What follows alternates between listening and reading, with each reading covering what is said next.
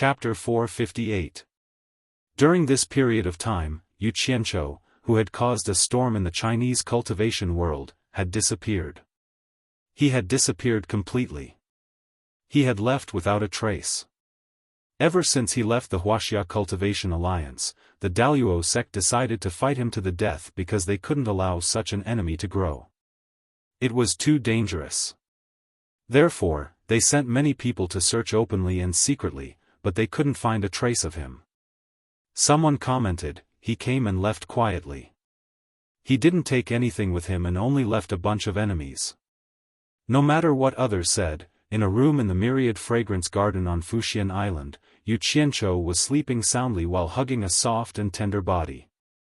Inside the brocade quilt, half of Hibiscus's delicate body was exposed. She opened her eyes wide and looked at his sleeping posture. Suddenly, she giggled and stretched out her two slender fingers to pinch his nose. She didn't let him breathe because the noise coming from that place was very loud. Yu Qianzhou, who had his nose pinched, didn't even open his eyes. He made a cat's voice through his nose and said, "Serious warning, if you don't let me breathe through my nose, I will be very angry. Once I get angry, the consequences will be very serious. Are you going to let go?" "No, I definitely won't let go." Hibiscus giggled. However, his hand had already touched a certain sensitive part of her body. It made her tremble and she couldn't laugh anymore. "Last warning, if you don't let go, you will face severe punishment. Are you going to let go?" Yu Qianzhou said righteously. Hibiscus quickly retracted her hand and hid under the quilt. Yu Qianzhou opened his eyes and said with a naughty smile, "I forgot to tell you, if you dare to bully my people in bed, even if you let go, I won't let you go. Little vixen, hand over your life." With that said, he suddenly buried himself under the quilt. Suddenly, there was a messy sound coming from the bed. It seemed like Hibiscus was crying for help in a very coquettish manner. After a long time, the two of them had enough fun. Both of them weakly hugged each other and poked their heads out. Yu Qianzhou kept asking her about Fuxian Island. Hearing Furong's answers, he suddenly pushed her away and looked at her seriously. "Come with me, I'll take you out of here." The room instantly became silent. Furong widened her eyes and asked weakly, "Are you going to take me away from Fuxian Island?" She seemed to be lacking in confidence. Her delicate body was trembling uncontrollably, which meant that she was a little nervous about leaving supporting Immortal Island. "Right, I will bring you out of Fuxian Island.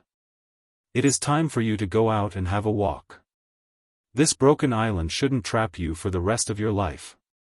Yu Qianzhou looked at her with a pitiful expression. He caressed her hair to console her. "I'm afraid that if I go out, I won't be able to find the way back." As Hibiscus spoke, she grabbed onto Yu Qianzhou's arm tightly. It was as though she was grabbing onto her last life-saving straw. Her eyes were filled with fear and unease. "How can that be? Don't you still have me?" Yu Qianzhou tried his best to smile very gently, hoping to give her a smile that would make her feel at ease. "I heard from the female senior in the garden that there is a kind of man in this world that is like the wind. When he comes suddenly, and when he leaves immediately. He won't stay. Women will never be able to accompany him. You came very suddenly and left just like that.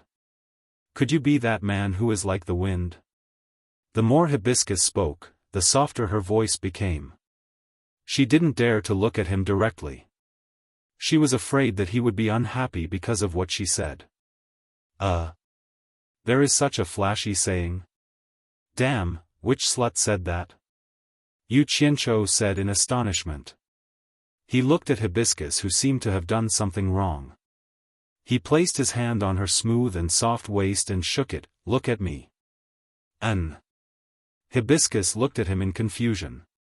She saw Yu Qianzhou stretch out a palm and solemnly say, "I, Yu Qianzhou, swear to the heavens that as long as Hibiscus doesn't despise me, don't hate me, I, Yu Qianzhou, will never abandon her in this lifetime.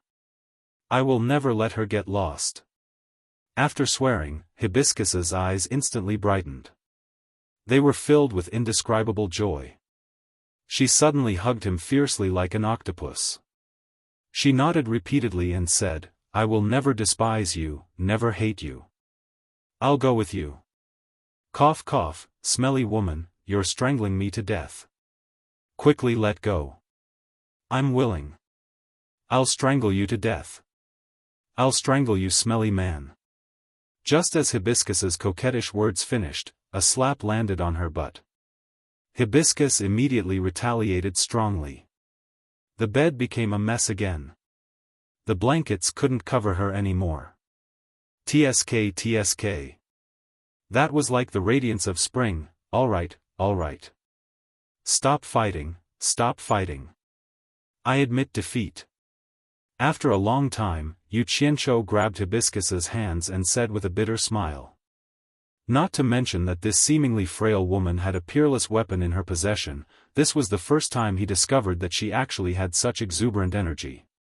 She could torment someone to death. Hibiscus didn't say anything else and leaned over again. Yu Qianzhou didn't know whether to laugh or cry. Hibiscus, we can't always laze around in bed. If you want to go with me, shouldn't you tell your father first? Speaking of this, Hibiscus's expression became hesitant again. She said embarrassedly, he keeps saying that you're a little heartless. What if he doesn't let me go with you? Yu Qianzhou raised his eyebrows. His expression immediately softened. That was his future father-in-law. If he scolded him, so be it. He awkwardly smiled and said, "You go and tell him. With me here, he won't stop you. Go quickly, we're in a hurry." Hibiscus was very confident in him. She nodded and immediately got out of the quilt to put on her clothes. Yu Qianzhou leaned sideways with his head propped up to admire. With such a graceful beauty accompanying him, this life was not in vain. After watching Hibiscus go out, he was suddenly shocked and quickly got up to put on his clothes. Ferdinand knew that he was going to take his daughter away, so he would definitely come to question him. He couldn't let others see him lying naked on his daughter's bed. Ferdinand was as angry as ever. In fact, he knew that Yu Qianzhou came. He was just about to go to the backyard to see his daughter. Who knew that the door was closed and there were some muffled sounds inside? How could he not know who came? The reason why Ferdinand was angry was that he suspected that this kid had ulterior motives. Otherwise, how could he do that with his daughter every time he came? It was too outrageous. He was simply unscrupulous and condescending. This brat's notorious behavior had already forced him to clear out the entire backyard as his daughter's territory. Even he himself had to find someone else to temporarily stay with, let alone the others. What was the use of being angry? Who asked his precious daughter to like him? Who asked him to owe his daughter too much? He really didn't dare to make her a little unhappy. Ferdinand sighed helplessly. This brat, Yu Qianzhou, had taken away the most precious thing in his life. His daughter's face was still full of lust and happiness. What else could he say? "Father, Yu Qianzhou asked you to go over," Hibiscus said shyly. She wanted to say that she wanted to go with Yu Qianzhou, but she didn't dare to say it when the words were on the tip of her tongue. She simply threw the trouble to Yu Qianzhou. If this sentence was heard by Yu Qianzhou would be so grateful that he would cry bitterly and shout, "Sister! How can I be a man if you do this?" Sure enough, when Ferdinand heard this, he was so angry that smoke came out of his 7 orifices. His body trembled and his eyes were wide open. That bastard had just done that with my daughter. Now he actually sent my daughter over and asked me to go over to see him. This was simply unreasonable. Ferdinand was so angry that he almost vomited blood. Seeing that his hair and beard were trembling, his eyes were red, and his body was trembling, Hibiscus asked doubtfully, "Father, what's wrong with you?" The word "father" was like a cooling agent that immediately made Ferdinand feel much better. Hibiscus usually didn't call him father. She would only call him like this when it was related to Yu Qianzhou. But how could this anger be so easily dispelled? Ferdinand slammed the table with a bang. Like a tiger that was about to eat people, he stood up and shouted angrily, "Okay, I'll go and see this great god." Yu Qianzhou was doing chest expansion exercises in the small garden in the backyard. He was so refreshed. In the blink of an eye. "Oh! My future father-in-law is here." When Yu Qianzhou just put on a smiling face and was ready to welcome him, he suddenly found that something was wrong. Why is Ferdinand's face as black as Lord Bao's? Is he poisoned? Hibiscus's expression was also a little nervous. Countless thoughts turned in an instant, but she didn't expect Hibiscus's words to spoil everything. But she still smiled and bowed, "Senior Fei. You're good, Yu Qianzhou." Ferdinand's hand trembled. He pointed his finger and shouted, I'll kill you." Then he slammed his palm on Yu Qianzhou's head. "Damn!" Yu Qianzhou quickly dodged. Bang! A pit had already appeared on the ground. "Ah!" Hibiscus screamed and flashed to Yu Qianzhou's side to block. Ferdinand didn't say anything and didn't care about his daughter. He was so angry that his eyes turned red. He raised his palm and slammed it toward the two people. Yu Qianzhou hurriedly hugged Hibiscus and dodged together. The garden was suddenly in a mess. It was really a pit with one palm. "Old thing, if you don't stop, don't blame me for being rude." Yu Qianzhou hugged Hibiscus and dodged here and there. He was in a mess. With his current cultivation, he didn't need to be afraid of Ferdinand at all. However, it also depended on who he was dealing with. Good. I want to see how you are going to be rude." Ferdinand was so angry that he laughed. He moved his finger, and a cold light flew out of the storage bag. A flying sword stood in the air. Yu Qianzhou narrowed his eyes and quickly turned Hibiscus behind him to protect her. He said in a deep voice, "Ferdinand, are you serious? Did you take the wrong medicine? What did I do to make you so angry? Even if I want to take Hibiscus away, you don't need to be so angry. You don't even care about your daughter's life? You're an unreasonable, ruthless, and shameless person. I swear. I swear." Ferdinand was stunned on the spot. He was mute for a long time before he said in shock, "What did you say? You want to take Hibiscus away? N?" Yu Qianzhou scratched his head and looked back at Hibiscus, who was staring at her father. He turned his head and asked suspiciously, "Didn't Hibiscus tell you just now?" Chapter 459. Ferdinand looked at his daughter and was a little confused. "Since I didn't tell you, why are you so angry?" Yu Qianzhou was also a little confused and thought, "Don't tell me you only know about me and your daughter today. You created such a quiet environment to have an affair." Unable to figure it out, he turned back and asked again, "Furong, what did you say to your father?" Furong was bashful. "Didn't you ask me to come to see you?"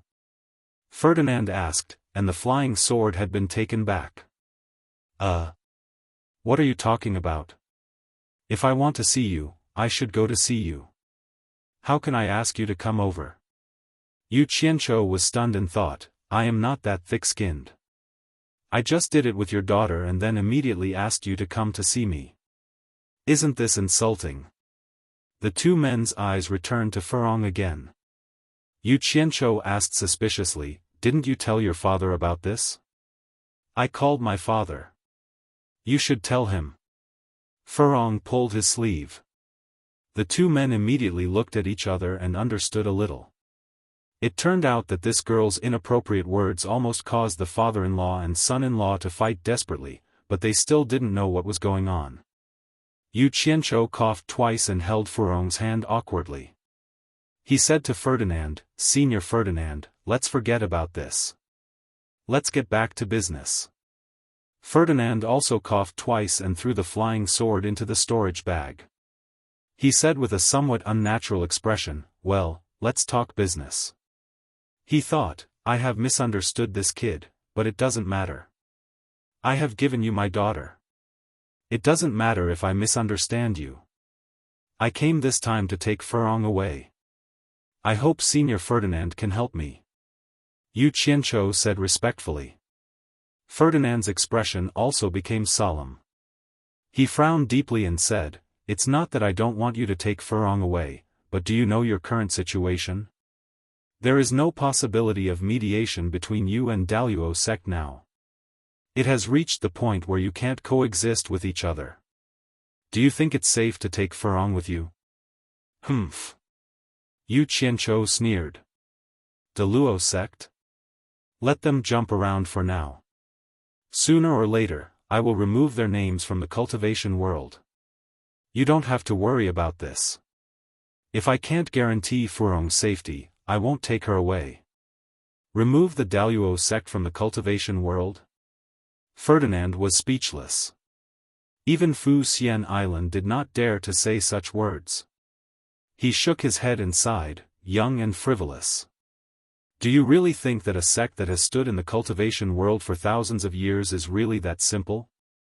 The sect's roots run deep, and the things inside are definitely not things that outsiders can easily understand.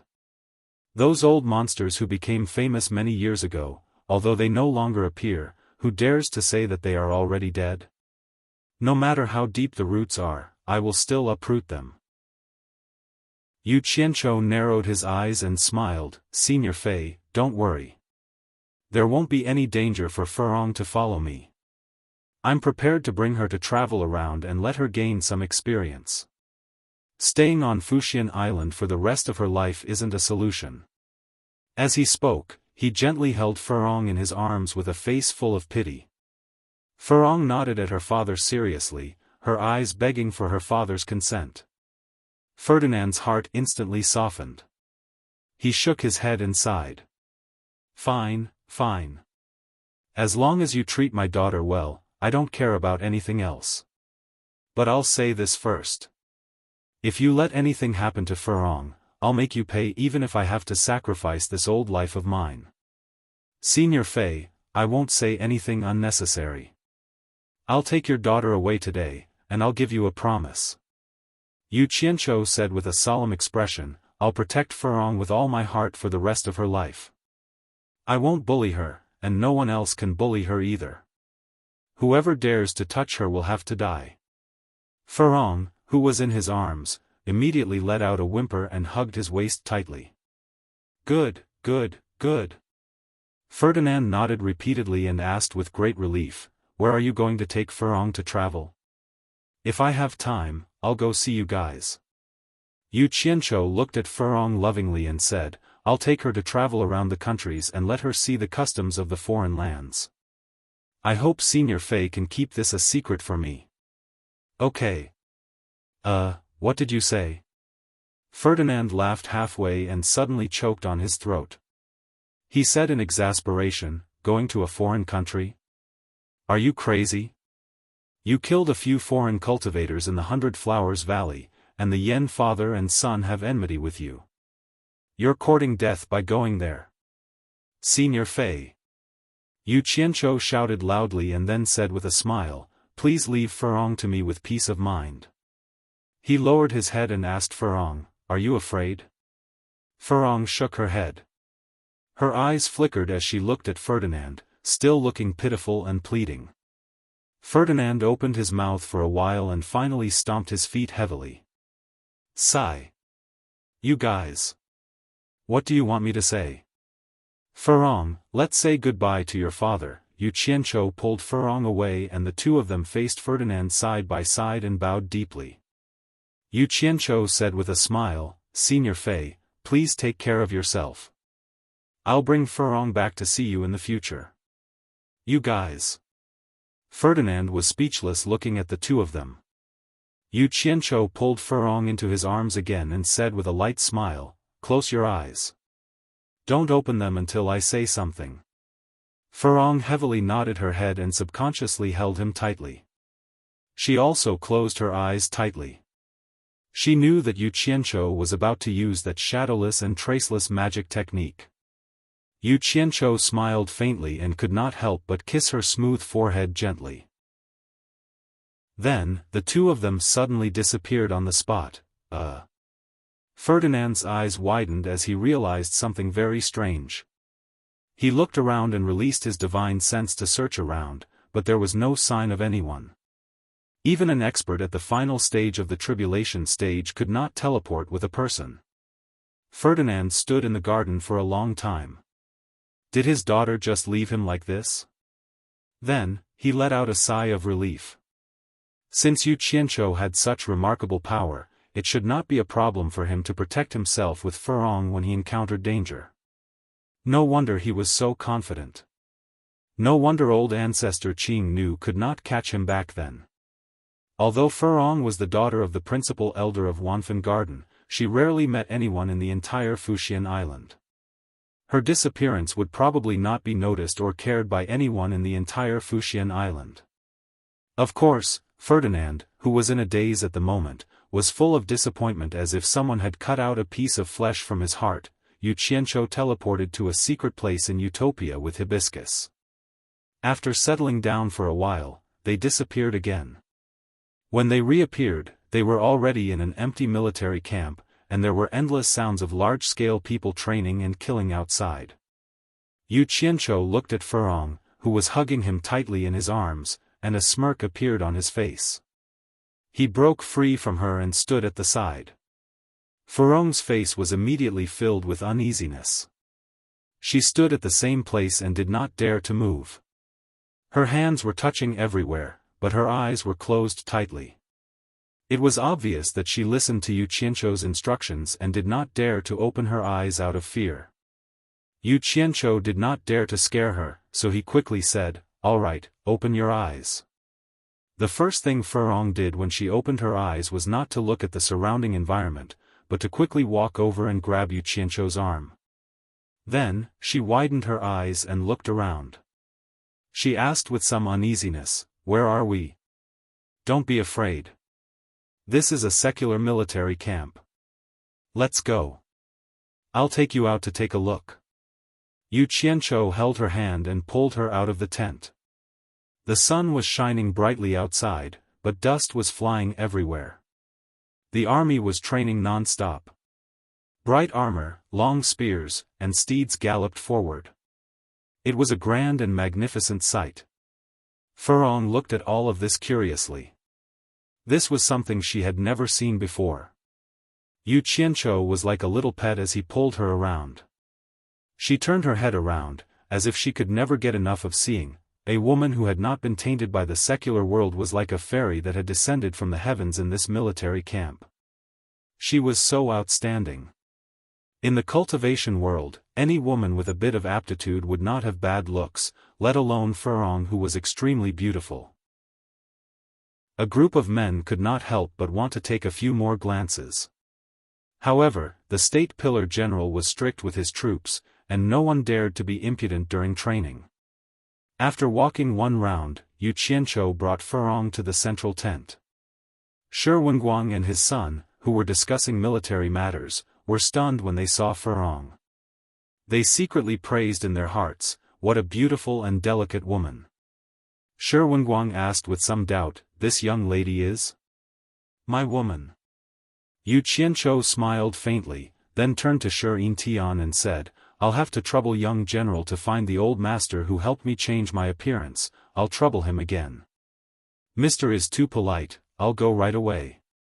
Shi Tian cupped his fists towards Furong and said, "Greetings, madam." Furong was a little scared and shrank back. Yu Qianqiu patted her hand and said, "Don't be afraid, they are all my friends." He then turned to Shi Tian and apologized, "Young general, please don't be offended. She has never been in the secular world before and is afraid to meet strangers." "It's fine." Shi Tian awkwardly cupped his fists and left. Shi Wenguang looked at Furong for a while and saw that her eyes were filled with innocence. Clearly, it was as Yu Qianqiu said, she had never seen the world before, so he didn't bother to be polite. He immediately raised his hand and said, "Mr. and Madam, please sit." Yu Qianchou led Furong to sit on the side and asked, "How are the preparations?" Shi Wenguang walked down and sat opposite the two of them. He replied, "Mister, don't worry, everything has been arranged. Once Mister goes there, there will naturally be someone to receive you." "Good." Yu Qianchou nodded. At present, because of the war between the cultivation world and the cultivation world of China, the defense of the borders was quite tight. It was estimated that the cultivation world on both sides had sent cultivation world experts to guard. It would not be easy to fly over without being discovered. Because they were bringing Furong along, for safety's sake, Shi Wenguang arranged for a caravan to bring some silver balls over. When the time came, they would naturally be safe. While they were talking, Shi Tian had already brought the old soldier over. Yu Qianchou immediately arranged for him to measure Furong's face. Although Furong didn't know what to do, she naturally wouldn't object to Yu Qianchou's arrangement. After the measurements were done, Yu Qianchou and the old soldier discussed for a long time and finally decided on an inconspicuous design for Furong. Shi Wenguang was speechless. This guy made himself so conspicuous, but he made his woman, cough cough. However, after thinking about it, it was understandable. At this time, if he made a woman too conspicuous, it would definitely attract trouble. Chapter 460. The bright moon hung in the sky, the stars dotted the sky, the world was vast and deep. Not far from the military camp, at the foot of a barren hillside, Yu Qianchou looked at the 60 people lined up neatly in front of him. He stared for a long time, thinking about how many of these people would survive in the end. However, where there is struggle, there is sacrifice, this is inevitable.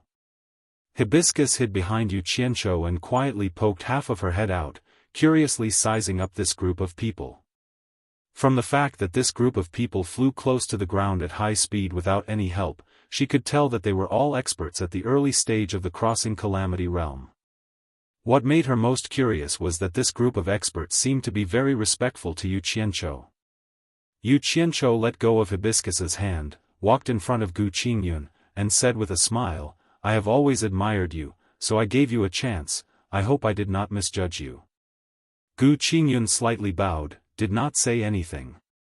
Yu Qianchou punched his chest, sighed, and said, "Work hard, fight hard. One day you will realize that the opportunity one gave you is much better than what Fuxian Island gave you." With that said, he waved his hand at everyone and said, "Let's go." He turned around and walked back, pulling Hibiscus up the hillside. Hong Qi shouted from behind, "Master." He ran over, but it was unknown what he wanted to say. Yu Qianchou said without turning his head, "I have said what I need to say to you, you are not a child anymore. Go on your own." Zhang Peng moved in a flash to block in the middle, stretched out his hand to stop them, and said, "Senior brother, please go back." Although he was older than Hong Qi, he became his disciple later, so he still had to call him senior brother. Hong Qi helplessly stopped. He turned around and exchanged a glance with Gu Qingyun before nodding. Both of them waved their hands and lightly shouted, "Let's go." The group of people split into two groups and flew in two different directions. Since the border area was guarded by people from the cultivation world, they did not dare to fly too high. On the hillside under the moonlight, the three of them stopped and watched. After everyone disappeared into the night, Yu Qianchou sighed and said, "Let's go back and rest for the night. We'll set off tomorrow."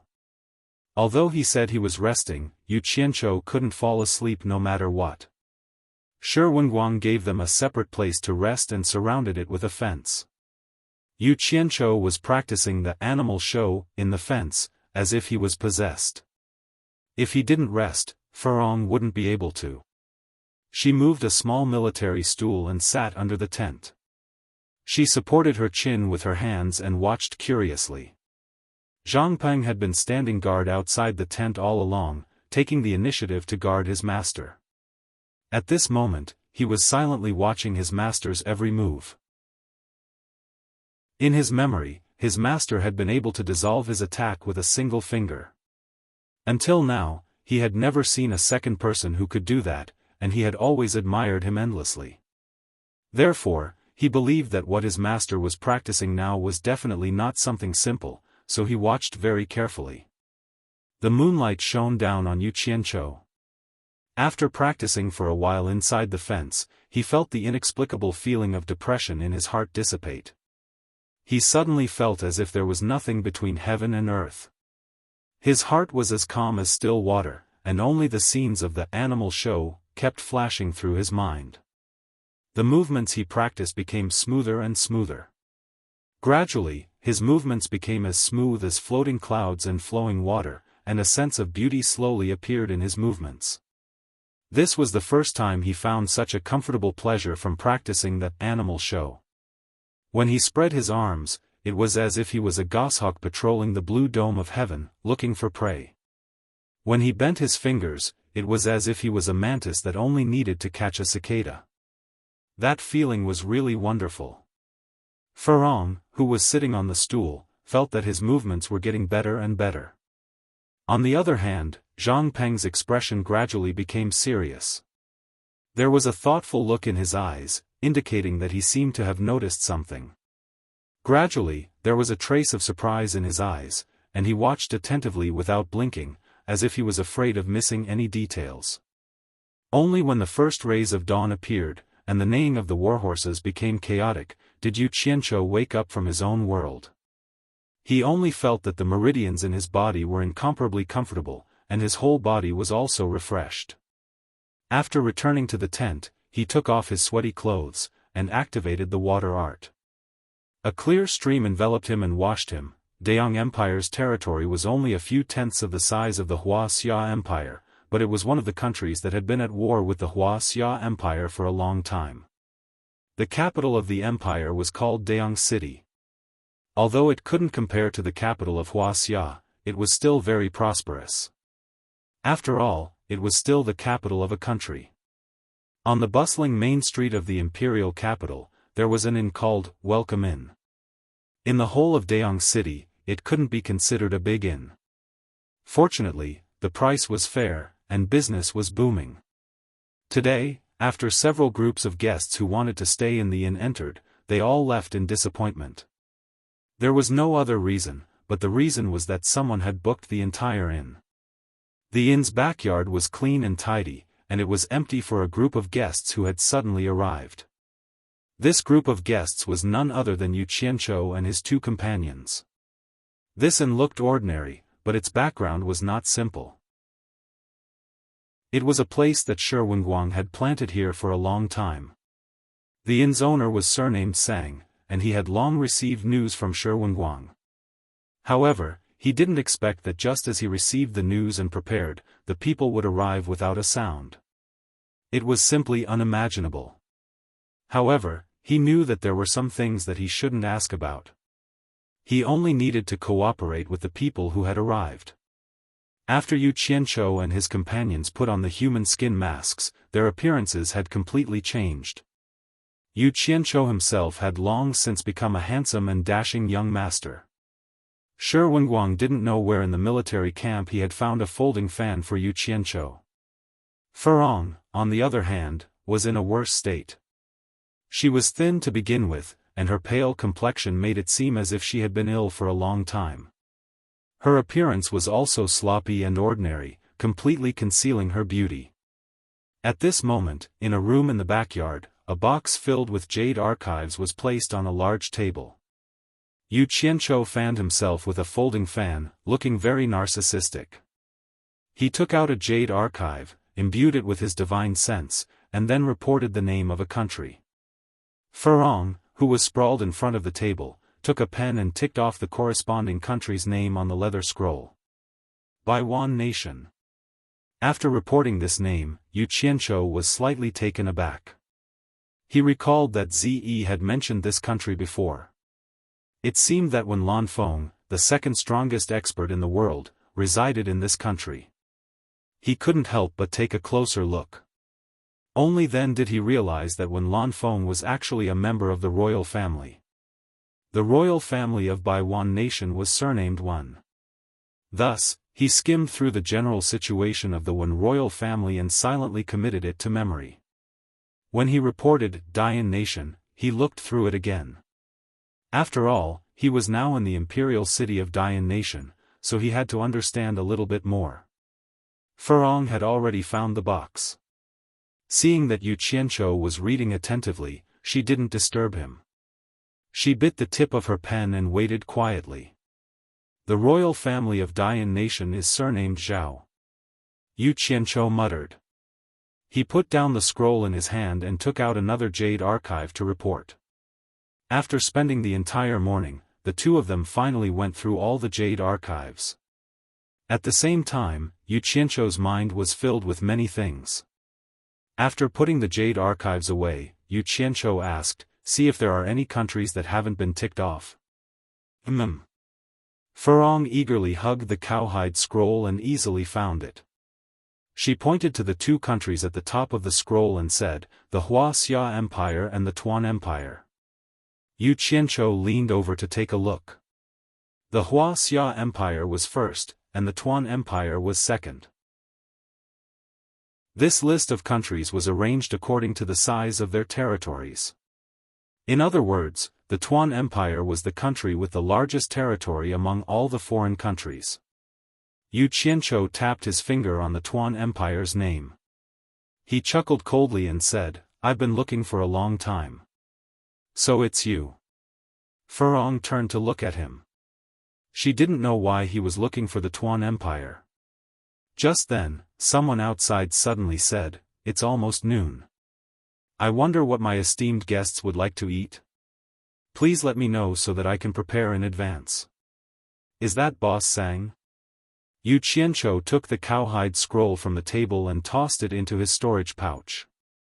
He walked over to open the door and saw Zhang Peng blocking the boss's way.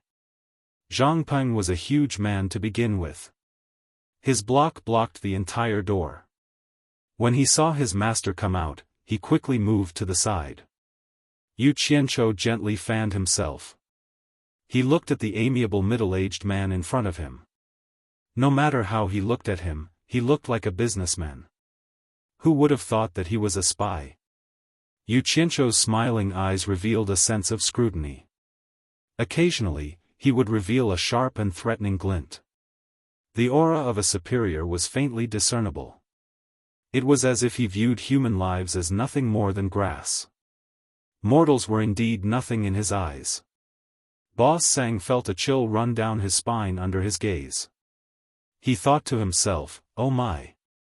He didn't know who this person was. One look and he could tell that he was someone who had been through a lot of bloodshed. Moreover, he was the kind of person who wielded power. Boss Sang might be a small boss in the marketplace, but he was used to seeing all kinds of people in the marketplace.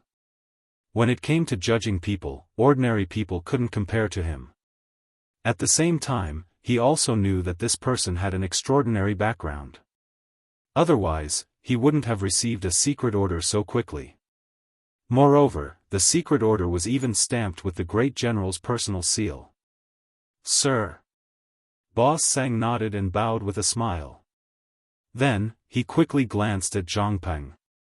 Judging from his strong physique, the calluses on his hands, and the look in his eyes, which were used to seeing life and death, this person was most likely from the military. "As for the food, you can make it as you see fit." Yu Qianzhou smiled faintly and folded his fan. He pointed to the courtyard and said, "Just set it up here. I'll have a few drinks with Boss Sang and ask him some questions." "I wouldn't dare." "Sir, please ask away." Boss Sang smiled respectfully. "Humph." Zhang Peng snorted coldly. "Just do as Sir says." "What's with all the nonsense?" "Zhang Peng, don't be rude." Yu Qianzhou reprimanded. Zhang Peng slightly folded his hands and said nothing, but his eyes were still fixed on Boss Sang. Boss Sang immediately nodded and said, "Very well. We'll do as Sir says. I'll go prepare now." With that, he turned around and quickly left. Yu Qianqiu watched him leave. Just as he was about to turn around and enter the house, he suddenly heard the sound of an argument coming from outside. Then, he heard the sound of things being smashed and Boss Sang's kind words of advice. He couldn't help but frown. Zhang Peng bowed and said, "Sir, I'll go take a look." Before they came, they had already discussed it. Master had changed the way he addressed Boss Sang to Sir. There was no need for him to look. A dozen or so valiant black-clothed servants had already barged into the courtyard through the curved door. A handsome young man in snow-white clothes slowly walked out from the crowd, waving a white folding fan in his hand. Yu Qianqiu exchanged a glance with him. Both of them were slightly stunned and subconsciously looked at the folding fan in their hands. Chapter 461. Swoosh. Yu Qianqiu opened the folding fan in his hand. "My fan is bigger than yours, and it's even golden in color." A faint sneer appeared on his face. The young man in white was taken aback, but he wasn't attracted by the fan. Instead, his gaze lingered on Yu Qianqiu's face for a moment. This was the first time he had seen such a handsome person. His gaze then fell on the fan in the young man's hand, and he blurted out, "Vulgar." His voice was a little sweet. Although he was pretending to be a man, it couldn't conceal his femininity. Yu Qianqiu and Zhang Peng looked at each other. They weren't angered by his words. Instead, they began to scrutinize the young man. As they expected, the woman's features were very obvious. Her skin was fair and tender, her earlobes were pierced, and she didn't have an Adam's apple on her neck. As expected, she was a fake. Judging by her appearance, she was a rather good-looking fake. Yu Qianqiu noticed something even more interesting. When the fake was waving her fan, he noticed a thumb-sized, lifelike dark green orchid embroidered on her sleeve. If he remembered correctly, the Jade archive he had read about by one country showed that the symbol of by one country's royalty was the exact same dark green orchid. Especially the fake's white fan. There was even a large, one, character written on it. Who was this girl in by one country's royalty? Why would a member of by one country's royalty come all the way here to stay in a small inn? Yu Qianqiu was deep in thought. At that moment, Boss Sang finally managed to squeeze his way into the courtyard. He first ran over to Yu Qianqiu and said respectfully, "Sir, please forgive me for disturbing your rest." He then ran over to the young man and cupped his fists, saying, "Miss, this inn has been booked. Please take a few steps downstairs. There are several other inns." "Who are you calling a miss?" the young man shouted in a masculine voice. She refused to admit it. Little did she know, anyone could tell that she was a woman. Several guards dressed as servants came up to her. "I was blind. Please forgive me, young master." Boss Sang apologized profusely. A middle-aged man next to the young master took a step forward and said in a deep voice, "Seeing that your shop is quiet and clean, my young master has given face to stay here. Don't be ungrateful.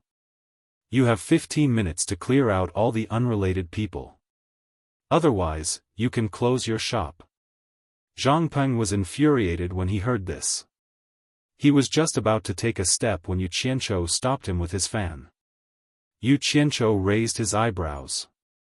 It seemed that because of his arrival, the inn was cleaned up from top to bottom, and it brought trouble to them instead. The middle-aged man who just spoke was actually an early-stage nascent soul cultivator.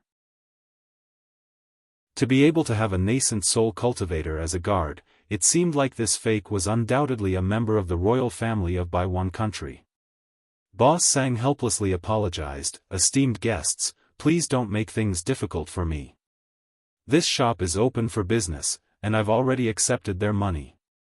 How can I chase a guest out? There's no such thing." The middle-aged man raised his chin at Yu Qianqiu and said, "How much did they pay you?" "We'll double it." This. Boss Sang still wanted to explain, but someone behind him shouted, 10,000 taels of gold. If you can take out 20,000 taels of gold, we'll move out immediately. Boss Sang turned around. Seeing that Yu Qianzhou had spoken, he simply retreated to the side and stopped talking. The crowd's gazes all fell on Yu Qianzhou. The young man in white glared at him and shouted, "Do you think I'm ignorant? Renting this shop for a day costs 100 taels of silver. Who would spend 10,000 taels of gold? I said 10,000 taels of gold, so it's 10,000 taels of gold." Yu Qianzhou said indifferently, "Didn't you say you'll pay double? Don't pretend to be rich if you don't have money. Get out of here and don't disturb my rest. Are you purposely looking for trouble?" The middle-aged man's tone was indifferent as he slowly walked over. It seemed that he wanted to teach Yu Qianzhou a lesson. Zhang Peng clenched his fists. Zhang Peng clenched his fists. He had long wanted to teach these people a lesson.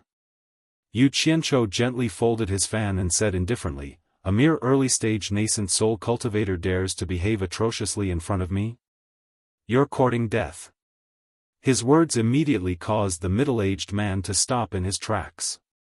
His face was filled with shock as he asked, You're also a cultivator?" The fact that the other party could see through his cultivation meant that the other party's cultivation was above his. Then he looked at the towering man. The way he looked at him was extremely disdainful.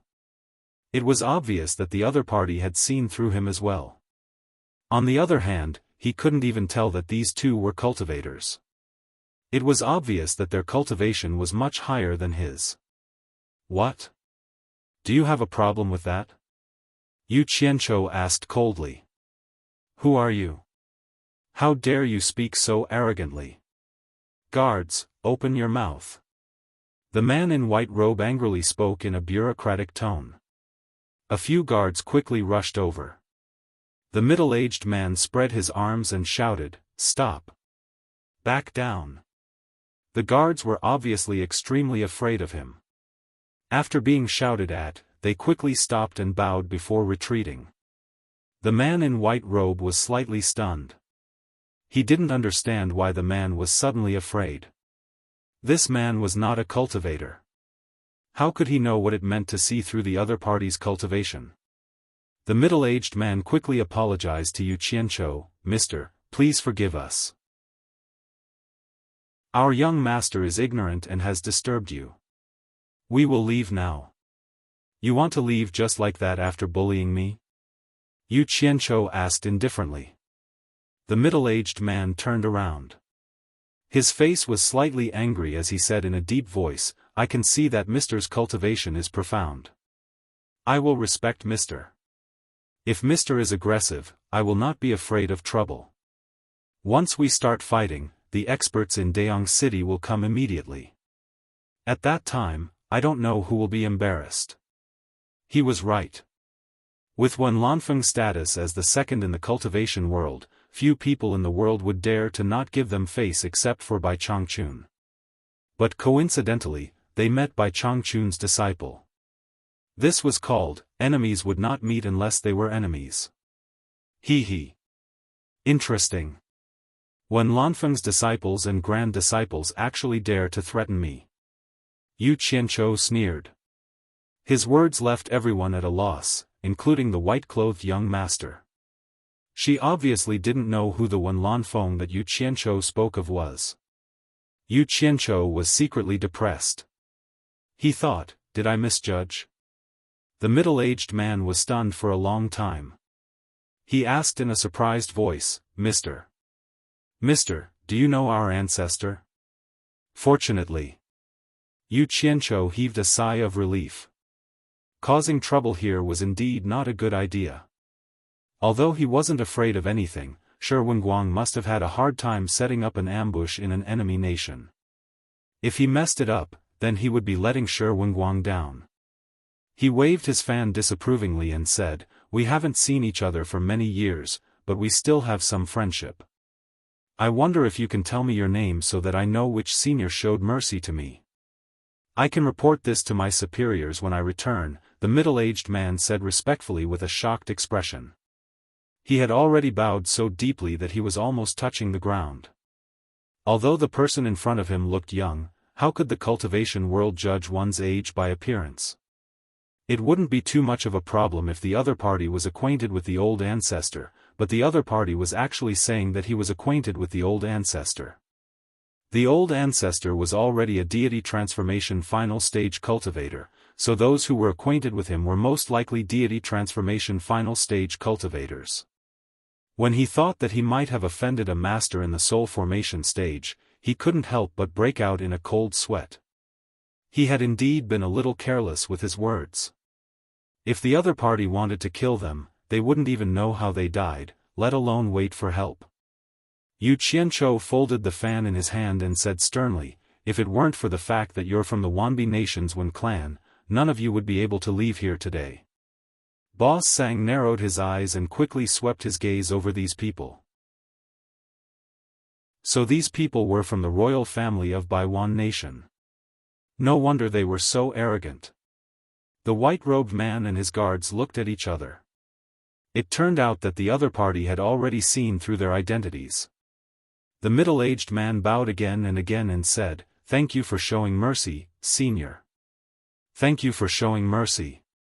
Go back and tell that old man Wen Lanfeng that he has taught a bunch of good disciples to bully an old friend of mine from the South Sea.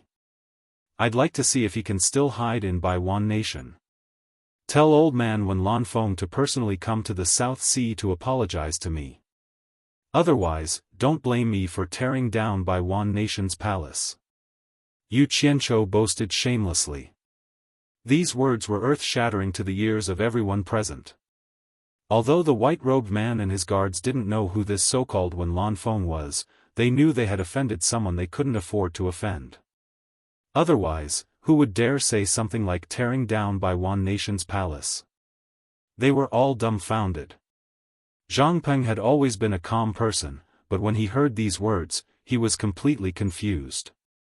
Could it be that master had territory in the South Sea? Boss Sang was even more speechless. Wow! Just who were these honored guests of the general? They wanted to tear down Baiwan Nation's palace just because they were unhappy. This was incredible. No wonder the general personally stamped a secret order and urgently sent it over. The middle-aged man opened his mouth and asked with a trembling voice, "Sir, are you from the South Sea Purple Bamboo Forest? How dare you?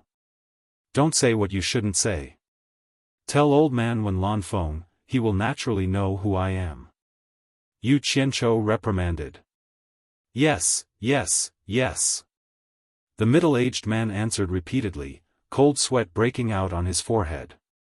As Wen Lanfeng's disciples and grand disciples, how many of them didn't know who Wen Lanfeng's old friend from the South Sea was? The famous Mr. Nongzhu from the South Sea Purple Bamboo Forest was Wen Lanfeng's savior. If it weren't for Mr. Nongzhu, Wen Lanfeng would have died in the hands of the world's #1 expert, Bai Changchun. If it weren't for Mr. Nongzhu, Baiwan Nation would have been annexed by the surrounding countries after Wen Lanfeng's death. Most importantly, it was said that Mr. Nongzhu's cultivation had reached the middle stage of soul formation. An ordinary cultivator couldn't afford to offend him. Sigh. Damn it, Mr. Nongzhu was a famous handsome man in the cultivation world. The man in front of him was unusually handsome and looked similar to the rumors. If he had thought of this earlier, he wouldn't have caused such a ruckus. The middle-aged man's intestines turned green with regret. If he really brought Mr. Nongzhu's words back, he would probably die. Chapter 462. What did Wen Lanfeng mean to Baiwan country? He was a national artifact, the treasure of the country.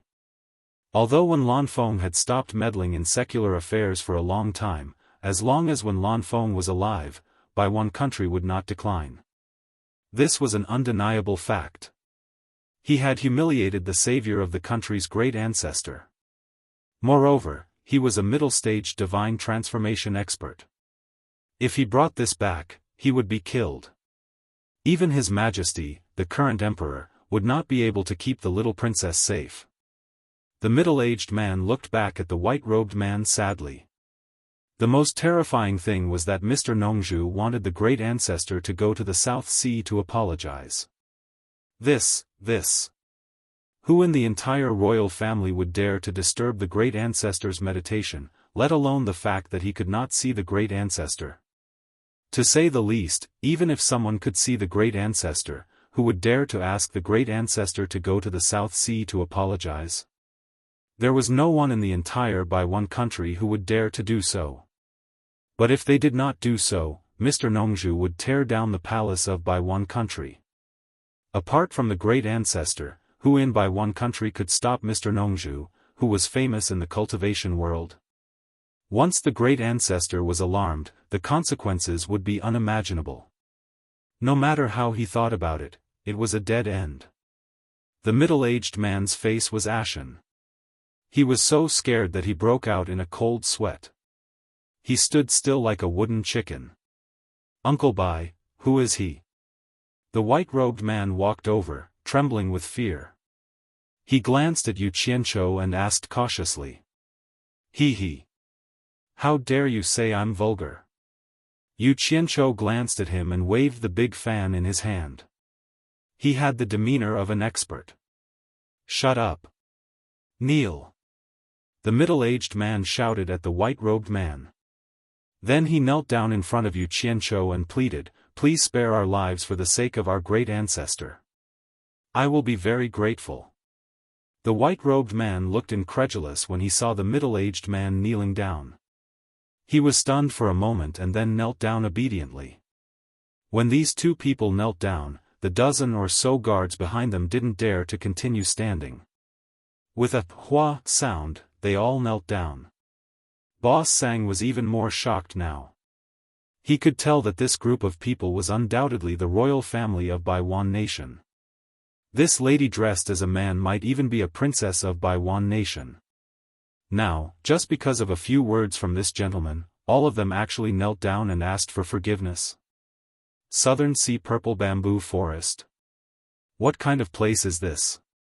Boss Sang thought to himself. He had never heard of such a place before. On the other hand, Zhang Peng admired his master more and more. His master was indeed an unfathomable person. His heart was filled with worship. Furong, who had been standing nervously behind the door, thinking that something was going to happen, was astonished when she saw this scene. She didn't expect Yu Qianzhou to be so capable after leaving Fuxian Island. He could make a bunch of people kneel down with just a few words. At the same time, she felt more at ease, so she bit her lips and stood behind Yu Qianzhou. What's the meaning of this? Yu Qianzhou waved his fan and said indifferently, I didn't say I want your lives. Get up quickly, lest someone sees you and accuses me of bullying the weak. In his heart, he muttered, I didn't expect the handsome Nongzhu to be so popular outside. It seems I can make good use of him. Who told you to always bully me? I'm Wen Bai. I've long heard that Mr. likes to play games in the mortal world. I didn't expect to offend you today. The middle-aged man said while kowtowing repeatedly. I should go back to receive my punishment, but I didn't dare to disturb the old ancestors' cultivation. I hope that senior will let this matter go since we don't know anything. He gritted his teeth and threw caution to the wind.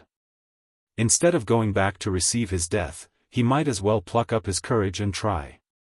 Perhaps there would be a chance. That's exactly what I wanted. If that Wen Lanfeng really comes out, I'm afraid it'll be hard to clean up.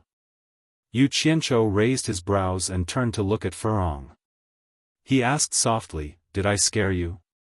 What do you think we should do? Everyone's eyes immediately focused on the sickly Furong. They didn't expect the final decision to be made by this inconspicuous woman. Wen Bai looked at her with a pleading expression. As Yu Qianzhou expected, Furong was soft-hearted and couldn't do anything evil. She gently pulled his sleeve and said, Forget it. The group of people immediately heaved a sigh of relief. However, they only saw Yu Qianzhou closing his fan as he solemnly said, I can overlook this matter and treat it as if nothing had happened. However, you all used your strength to bully others and destroyed the inn's items. Because of me, the inn suffered losses for nothing. I will punish you all to compensate heavily. Do you all accept this? Yes, yes, yes. Wenbai quickly got up and went to Boss Sang. He cupped his hands and apologized, I'm really sorry. May I know how much the broken things will be worth? I'm willing to pay double the amount as compensation. Boss Sang was speechless. However, the broken bowls and plates really weren't worth much. He couldn't help but glance at Yu Qianqiu. Yu Qianqiu immediately said without any trace of politeness, since I've spoken up to seek justice for them, 1,000 taels of gold is worth it. Wenbai was stunned. He quickly nodded and said, it's worth it. Mister's words are priceless. Even 10,000 taels of gold is worth it. When had she ever been humiliated like this? And in front of so many people? Little did she know that Yu Qianqiu wanted to take her pride down a notch. The fan lifted her chin again. Yu Qianqiu said indifferently, do you want me to do it myself? If you don't take it off, I'll have him do it. Once he takes it off for you, I'll give you to him to warm his bed. The fan let go of her chin and pointed at Zhang Peng. Thank you, sir. Zhang Peng cupped his fists and bowed. He strode over. Who would have thought that this guy liked to play dry humor? The wenching immediately shouted in horror, I'll take it off. She quickly took off the golden headband and angrily threw it on the ground. However, as soon as she threw it, Yu Qianqiu seemed to have guessed what she was going to do. He stretched out the fan in his hand and flicked it. The golden headband flipped towards Zhang Peng. Zhang Peng casually caught it. As the saying goes, the layman enjoys the show, while the connoisseur recognizes the artistry. Yu Qianqiu's casual flick of the fan seemed to be something that anyone could do. However, what was rare was that it seemed natural. It was as if the wenching had cooperated with him and purposely threw the golden headband towards his fan. The group of guards' pupils shrank. They all praised in their hearts. What amazing skills! Wenbai was secretly shocked. As expected of a soul formation expert. Just a casual move was enough to predict the enemy's movements. Zhang Peng, however, did not think much of it. Master's skills were amazing. In fact, Yu Qianqiu himself was stunned. Just now, he had subconsciously done it. He didn't even move his body. He had just casually moved his arm and fan. He hadn't expected that the size of the fan would be so perfect. It wouldn't be an exaggeration to say that it was exquisite. He did not even know how he did it. In a flash, he remembered what Bai Changchun said when he taught him the animal play. He was overjoyed. Old man Bai did not lie to him. The wenching stood there with her hair disheveled. In the blink of an eye, the handsome young master had changed. Especially her eyes, which were already welling with tears. She was trying hard not to cry. Yu Qianqiu raised the fan in his hand and parted the messy hair on her forehead. Her beautiful face, rosy cheeks, and tearful cheeks were really pitiful. She was indeed a great beauty. All right, you can go. Yu Qianqiu expressionlessly said as he held the fan and knocked on the wenching's forehead. Thank you, sir. Wenbai bowed awkwardly. He then scolded the wenching, hurry up and thank sir. He was really afraid of causing trouble again. Thank you, sir. Wah. The wenching was full of grievances. As soon as she finished speaking, she immediately burst into tears and ran away. The group of guards quickly bowed and left to chase after her. Chapter 463. Without the group of people, the courtyard became much quieter. There were only a few sparrows chirping on an old tree in the corner. Yu Qianqiu opened his folding fan and waved it gently. He stared expressionlessly at the sparrows hopping about on the tree branch. He truly had the demeanor of an expert. Boss Sang walked over and said respectfully, "Please wait a moment, sir." The food and wine will be ready soon. Yu Qianzhou grunted softly and didn't mention the gold again. After he walked out of the courtyard, Zhang Peng took the initiative to hand over the storage bag. Yu Qianzhou put it away and pretended that nothing had happened. He had a lot of spirit stones on him and didn't have much gold or silver in the secular world. Since someone had taken the initiative to give him money, he could use it to accompany Hibiscus. Not long after, a waiter brought over a square table and placed it in the center of the courtyard along with a chair. Piping hot food and wine were served one after another. It was an exceptionally sumptuous meal. Boss Sang told the waiter not to disturb them and invited the three to take a seat. He wanted to stand to the side and keep them company, but Yu Qianzhou told him not to be overly courteous. Boss Sang sat down with some trepidation, and the four of them sat around the table. After tasting a few cups of wine, Yu Qianzhou said, "Boss Sang, there's no need to stand. Relax and sit. Let me ask you, did something happen in Dayang City?" Boss Sang thought for a moment and said, "Nothing happened. Ever since Dayang and Wuxia stopped fighting, Dayang City has been unprecedentedly stable. No more able-bodied men are needed. After the war, the people are living and working in peace. Nothing major has happened." Once he said this, he was no longer as nervous. Hibiscus quietly ate by herself, occasionally glancing at Yu Qianzhou with satisfaction. Zhang Peng wasn't so pretentious. He listened as he ate and didn't hesitate to grab food with his hands. He really didn't treat himself as an outsider. Boss Sang didn't dare to be too presumptuous. If the gentleman opposite him didn't move his chopsticks, he definitely wouldn't. Yu Qianzhou picked up some food for Furong with his chopsticks and said doubtfully, "That's strange. The distance between Baiwan Nation and Dayan Nation isn't short.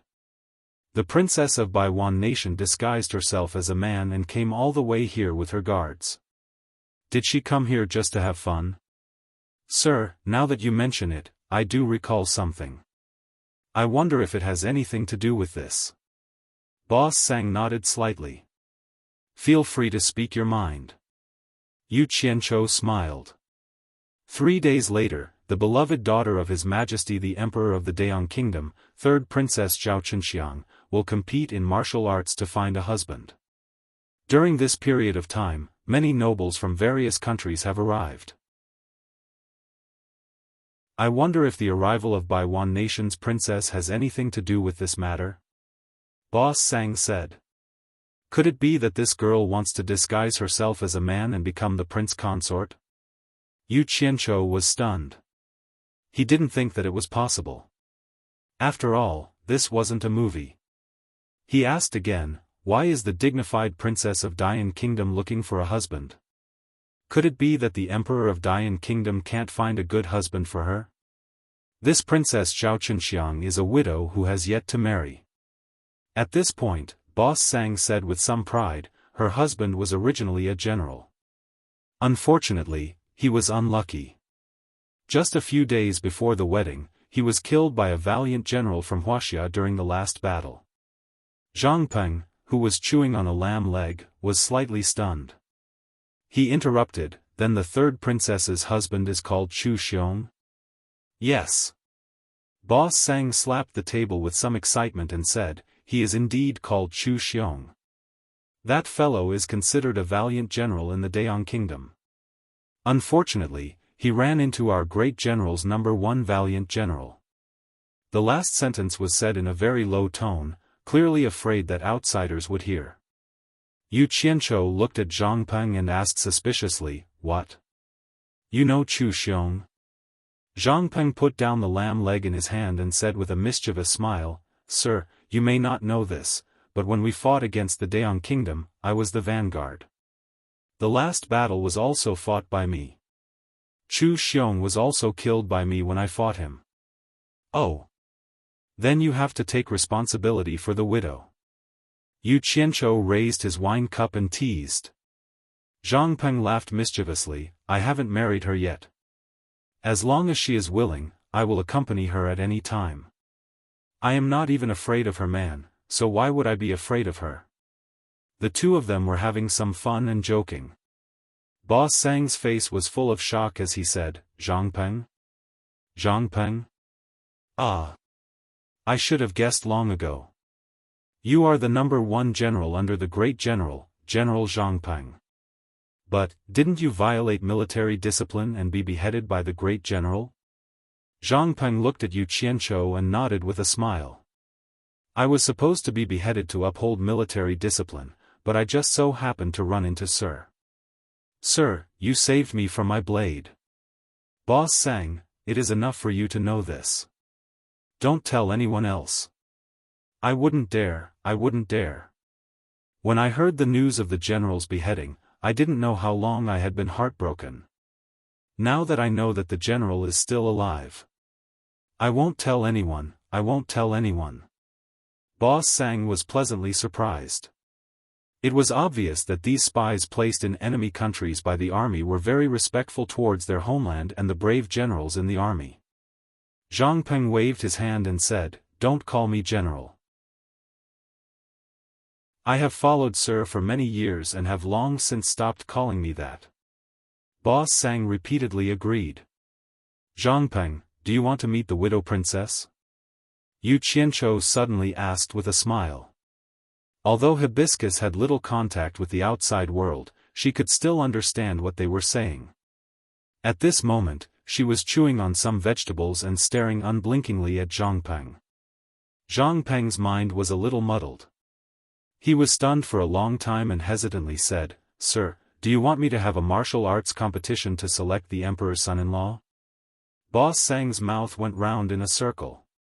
When two countries faced off against each other, he killed the fiancée of someone else and then broke into the enemy country to marry his fiancée. When he came back to his senses, he tried to dissuade him. Sir, I'm afraid that won't do. After all, the princess of Daong is a princess. This martial arts competition to select the emperor's son-in-law must be someone of status. I'm afraid ordinary people don't have the qualifications to sign up. That's simple. I'll go find those people from by one country and ask for a high-ranking by one country status. It's just a registration. I don't think it'll be a difficult matter. Yu Qianzhou smiled faintly. Zhangpeng asked in a daze, Sir, do you really want me to go? He was a little confused. Why did they want to meddle in worldly affairs? What? Are you afraid? Yu Qianzhou smiled. With Sir here, what's there to be afraid of? Zhangpeng wiped his oily mouth and grinned. I just think it's a little too exciting. Huh. Alright, then it's settled. After we finish eating, I'll go find the people from by one country. Yu Qianzhou smiled as he poured the wine in his cup into his mouth. Sir, that. Zhangpeng said shyly, what if I'm really selected as the emperor's son-in-law? Do I really have to become the emperor's son-in-law? Are you stupid? We're just going to join in the fun. If you don't like the princess, you can find an opportunity to be defeated by your opponent. Isn't this a martial arts competition for a spouse? Yu Qianzhou paused. Of course, if you like the princess and want to have a taste of her bed, I won't object. Hearing this, Zhangpeng and Boss Sang looked at each other and smiled knowingly. Hibiscus, who had food in her mouth, struggled to swallow it. She stared at them and asked curiously, Is the princess's bed very comfortable? Pft, pft, pft. The three men, who had just raised their cups to each other and had wine in their mouths, all spat it out when they heard this. Yu Qianzhou coughed twice and said awkwardly, I don't know either. If you want to try, I'll find an opportunity to take you there. Hibiscus smiled with an eager expression.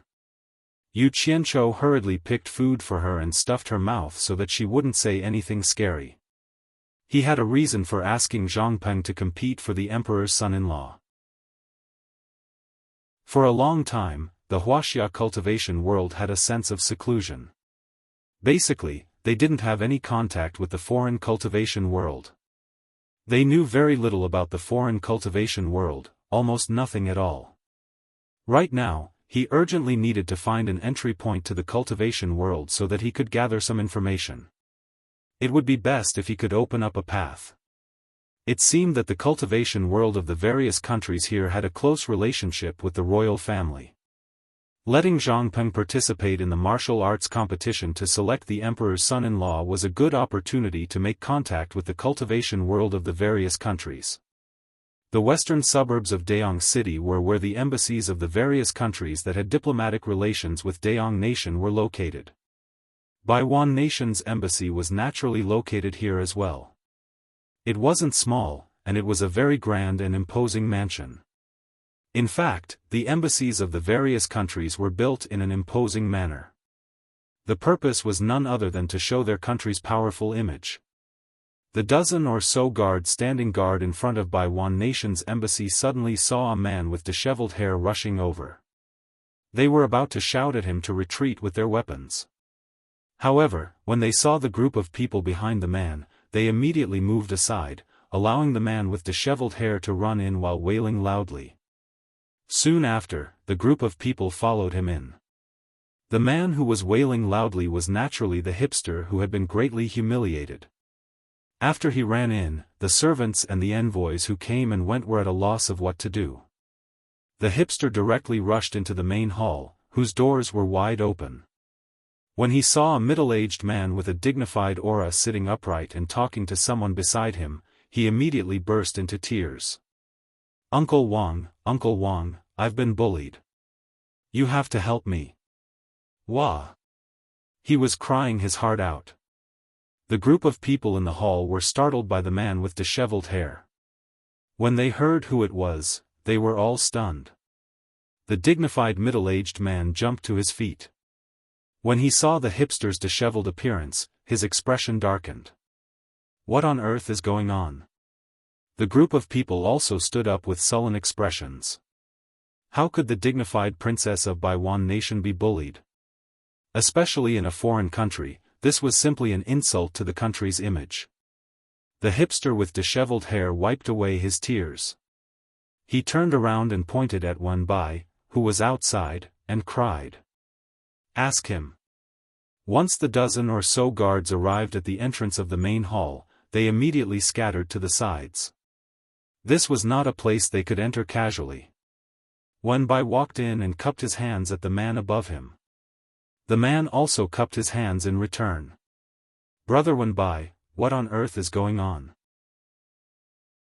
With you by her side, how could Qing be bullied? How do you want me to explain this to my brother when I return? Your Highness, don't mention this again. Wenbai walked up to him and whispered in his ear, just now, the princess offended someone we can't afford to offend. What a joke. The prince slammed the table beside him and sneered. Not many people in the world dare to bully the royal family of Baiwan Nation. Please calm down, Your Highness. Wenbai shook his head and smiled bitterly. He whispered again, this time, the person the princess offended was Mr. Nongzhu of the South Sea Purple Bamboo Forest. It's already good enough that we can come back alive. WH. What? It's him? The prince was immediately dumbfounded. He looked at the crying hipster with an indescribable expression. Chapter 464. The prince's name was Wen Yuyuan, and he was the younger brother of the current emperor of Baiwan Kingdom. Ordinary members of the royal family might not know the secrets of the royal family, but how could he, one of the top figures of the royal family, not know the history of the Wen family? It was precisely because of this that he was shocked. The hidden old ancestor was a peerless expert with mysterious means. It was because of his fame that the Wen family had established its current status in Baiwan Kingdom. Who was Mr. Nongzhu? He was one of the few friends of the old ancestor. It was said that he was also a peerless expert with mysterious means. There was also a legend that Mr. Nongzhu was the old ancestor's benefactor. This matter involved the old ancestor's romantic past, and it was strictly forbidden to spread within the royal family. When Yuyuan glanced at the still crying scholar and swept his eyes over the people on the left and right sides of the hall. These people were the relatives of the royal family and some meritorious officials who came with the team. He waved his hand at them and said, "You can leave for now." The group of people saluted and left the hall. However, there was a young man who looked similar to the prince who did not leave. He was hesitant and seemed to have something to say. This person was the prince's second son, Wen Chongzheng. Wen Yuyuan frowned slightly and said, "Chongzheng, do you have something else?" Wen Chongzheng said respectfully, "Father, I want to stay and listen to what is going on. I want to see if I can help you." How dare he disobey his father's order? Wen Yuyuan raised his eyebrows and swallowed the reprimand that was at the tip of his tongue. This youngest son was born of a concubine. Because he was born of a concubine, it was not his turn to inherit the throne. That was why there was this trip to Dian Kingdom. Baiwan Kingdom had a cruel rule for the royal family. Because Baiwan Kingdom's territory was not very large, in order to suppress the spread of royal family members, each royal family could only have one descendant to inherit the title. Once the others were married, they would be demoted to commoners. Normally, even if these people were demoted to commoners, they would still have a background. But unfortunately, because of that cruel rule, no one wanted to give up on the inheritance of the title, and the internal strife between the brothers continued unabated. Imagine, after someone inherited the title and gained power, how could he let go of his former enemies? Therefore, many people who lost the right to inherit had a very bleak ending. No one dared to change the iron law set by the ancestors. It was precisely because Wen Yuyuan did not want to see the situation of his two sons killing each other that he had allowed the dignified prince to run for the emperor's son-in-law. He hoped that he would be able to protect both his wealth and his life. This was also a last resort. Most of the people in the hall had come for this reason. Wen Yuyuan wanted to reject his son's request, but he couldn't bear to say it out loud. Wen Bai, who was at the side, knew that it was hard for him to say. He glanced at Wen Chongzheng and said with a faint smile, "Your Highness, after all, the literati already know about it. It's fine even if Chongzheng knows about it. I believe that Chongzheng will not spread it." Although his surname was Wen, he had been adopted by the Wen family since he was young because of his talent for cultivation. He was not a true blood relative of the Wen family, but he was one of the protectors of the Wen family. Wen Chongzheng, who had his head slightly lowered, had a calm expression on his face. His fists, which were hidden in his sleeves, were tightly clenched. His nails had already sunk deep into his flesh. Just because he was born of a concubine and not a legitimate son, he wasn't even given a chance to be filial. "Father, aren't you a little too ruthless?" Wen Yuyuan's gaze swept past his son, and he did not look at him directly. He asked Wen Bai, "What is going on? Mr. Nongzhu is a mysterious person. How did you offend him? Brother Wen Bai, can you really confirm that he is Mr. Nongzhu?" When the words Mr. Nongzhu came out, Wen Chongzheng's eyebrows twitched involuntarily. Others might think that he did not know who Mr. Nongzhu was, but he had unintentionally heard of this person. He was a person with great magical power. No wonder even the princess had to suffer. The princess insisted on going out to experience the customs of the Daong Kingdom, so she picked a relatively clean inn and prepared to stay. Who knew that the inn had already been booked by Mr. Nongzhu? Wen Bai immediately roughly explained what had happened. Because when Chongzheng was present, he decided to leave the details to the prince alone. Unexpectedly, the tearful literati wiped his tears and said, "Uncle, who is that person?" He could tell that we are the royal family of the Baiwan Kingdom, but he actually dared to force Qing to kneel and admit her mistake. Also, who in the royal family is Wen Lanfeng? Why have I never heard of him? That person kept saying that he wanted Wen Lanfeng to personally go to the South Sea to apologize to him, or he would tear down the palace of the Baiwan Kingdom. He was so arrogant, but Uncle Bai still sided with him and bullied Qing together. "Boo-hoo!" She cried again. Her tone seemed to be complaining, but the listener was listening attentively. Wen Bai smiled bitterly. He originally wanted to leave these words to Wen Yuyuan, but who knew that she would spill it all out? Wen Yuyuan's scalp tingled. He naturally knew that the elder ancestor was Wen Lanfeng. In this world, who else could ask Wen Lanfeng to go to the South Sea to apologize but that person in the South Sea? Oh my God! This girl was easy to provoke, but why did she provoke him? The elder ancestor could not give face to anyone, but he had to give face to that person. He had saved his life. Wen Chongzheng looked calm, but his heart was in turmoil. That Mr. Nongzhu was actually a person who could influence the legendary elder ancestor of the Wen family? Oh my God! His heart was beating wildly, and he seemed to have found a way to the other side of the sea of bitterness. He had long had this intention, so he more or less knew some hidden things, so he knew who Wen Lanfeng was, unlike Princess Wenqing who was ignorant. 800 taels of gold will be fine? Wen Yuyuan murmured. When he heard Wenqing sobbing without knowing the immensity of heaven and earth, he immediately pointed his finger and shouted angrily, still crying. Do you know that you almost caused a terrible disaster?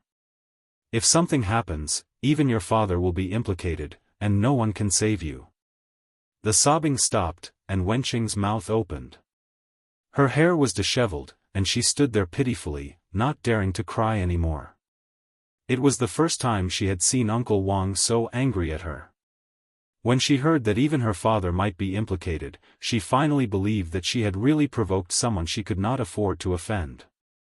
With tears in her eyes, she tried to guess who the vulgar guy with the big fan was. Outside the hall, a servant lightly walked in and respectfully said, "Your Highness, lunch is ready. Please enjoy your meal." Get lost! Wen Yuyuan roared wildly. Immediately, the servant was so scared that he scrambled out, not knowing how he had offended the prince. Come! Wen Yuyuan shouted again. 2 guards with sabers on their waists quickly ran in to greet him. Wen Yuyuan waved at Wenqing and said in a deep voice, "Order all the guards in the embassy to keep an eye on the princess. Without my order, no one is allowed to let the princess go out. If you let her step out, I'll take both of your heads." Yes. The 2 guards stood up, but they were shocked. Although the prince was noble, it was a bit too much to put the princess under house arrest. But they were the guards of the prince's mansion, so they stood behind the princess without saying a word, obeying the prince's order. Uncle Wang Qing knows she was wrong, Wenqing said with infinite grievance. But it was useless to act spoiled today. When Yuyuan said sternly, "Shut up, I will ask your father to punish you when we go back." Wenqing was dumbfounded. Wen Bai shook his head and sighed. Wen Chongzheng, on the other hand, realized how powerful Mr. Nongzhu was. After Wen Yuyuan calmed down a little, he turned and said, "Brother Wen Bai, I will go change first. I will trouble you to bring me to see Mr. later. I want to apologize in person. Since Mr. has promised not to pursue the matter, I believe he will not go back on his words. If we go, I am afraid we will make Mr. unhappy." Wen Bai was stunned. When Yuyuan said with a bitter smile, "I will not be at ease without seeing him. I hope Brother Wen Bai can understand." Although he said that, he more or less wanted to get to know the senior expert. He had never seen the ancestor in his life, so it was enough to be able to see Mr. Nongzhu. "All right then," Wen Bai said with a helpless smile. Following which, the 2 of them walked out together, leaving only the 4 of them in the hall. The 2 guards stayed close to the princess, while Wen Qing stared at Wen Chongzheng with endless resentment and said, "Brother Wang, you have to stay behind and accompany me." Cough cough. Wen Chongzheng coughed twice and said, "Father also told me to do something. I do not have time to accompany you for now. Take care, sister. The 2 of you must not neglect the princess." The last sentence was said to the 2 guards, clearly telling them to keep a close watch. After saying that, he hurriedly ran away. "Brother Wang, stop right there. Wenqing's tiger-like roar came from behind him, and he ran even faster. At Guangying Tavern, after Yu Qianqiu and the others had eaten and drunk their fill, Boss Sang called for someone to clean up the leftovers. He personally went to the street outside and bought 3 money pouches. These things were what Yu Qianqiu wanted. He was naturally prepared to spend money to accompany Furong shopping, but hanging a storage pouch outside was too conspicuous, so he still needed the money pouches.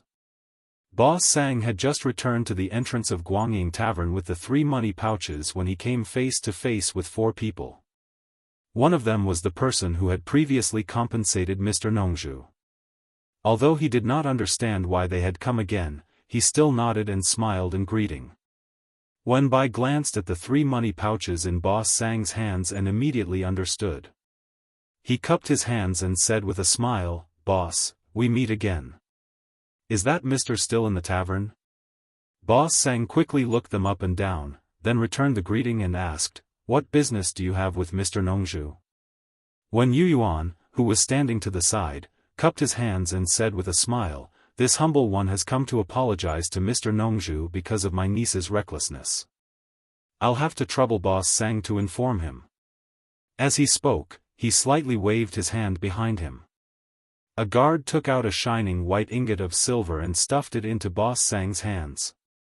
Boss Sang put on a happy expression and said, "Please wait a moment. I will go inform him immediately." He then hurriedly ran inside. When he reached the back courtyard, he saw that the innocent woman was playing with the 3 piles of gold and silver on the table. She was having a great time. Mr. Nongzhu was standing to the side, waving his fan and watching with a smile. General Zhang Peng suddenly turned around. When he saw that it was Mr. Nongzhu, his vigilant gaze relaxed. Chapter 465. Sir, the people from Baiwan Nation are here again. This time, they have an extraordinary bearing. He said that the princess is his niece and wants to apologize to you. Boss Sang walked over and reported. Oh. Yu Qianqiu turned his head and said, "Could it be that a prince has come as well? That's good, I don't have to make a trip myself. Let them come." Boss Sang handed him the 3 money pouches and went out to fetch the people. Yu Qianqiu put the money pouches on the table and said with a smile, "Are you done dividing them? If you are, then pack them up." Furong grunted and excitedly packed the 3 piles of gold and silver, handing them to the 2. Zhang Peng cupped his hands and said, "Thank you, mistress." Seeing that the 2 had hung the money pouches on their waists, Furong imitated them. Outside Guangying Inn, as a powerful prince of Baiwan Nation, this was the first time when Yu Yuan was summoned outside a small inn. After a while, Boss Sang came out and cupped his hands at them. "Sir is inside, please follow me." When Yu Yuan cupped his hands in thanks and the 4 followed him in. When he arrived at the entrance of the courtyard, when Yu Yuan couldn't help but feel nervous. The person he wanted to see was not someone from the secular circle at all, but an immortal-like figure that was above the secular world. He wouldn't put him, a king, in his eyes at all. To put it bluntly, if he was not related to the ancestor Wen Lanfeng, the other party would not even bother to pay attention to him. This time, he would not rashly barge in. Although he did not bring many guards, he still waved 2 guards to stand outside. As soon as he entered, his eyes fell on the young man who was calmly waving a large fan in the middle. The woman was naturally not Sir Nongzhu. That big man with eyes all over his body was even more unlikely to be a living immortal. Although he was nervous, he could not help but praise him. As expected of an earth immortal, someone who was estimated to be more than 1,000 years old was still so young. He walked quickly and bowed deeply, saying respectfully, "Baiwan Nations when Yu Yuan pays his respects to Sir." He did not dare to call himself this prince. Wen Bai also bowed. Boss Sang stopped at the courtyard entrance and did not follow in to disturb them. There is no need for such formalities. Say it. Why are you looking for me? Yu Qianqiu asked. He still had to put on the airs of an expert. When Yu Yuan did not dare to raise his head as he said, "Junior's niece is a scholar." She did not know that she had offended Mr. After Junior learned of this, I was truly terrified and came over to apologize. Enough. Yu Qianzhou snorted coldly. Just for this? Didn't I say that I would let bygones be bygones? Do I have to reply again? You don't take my words seriously? He glanced at Wenbai indifferently. A ghastly and terrifying aura instantly enveloped the two of them. This kind of aura that brought them to the brink of despair was something the two of them had never experienced in their lives. Then, a faint bone-piercing chill touched their bodies, causing them to feel as though their bodies were about to be frozen stiff.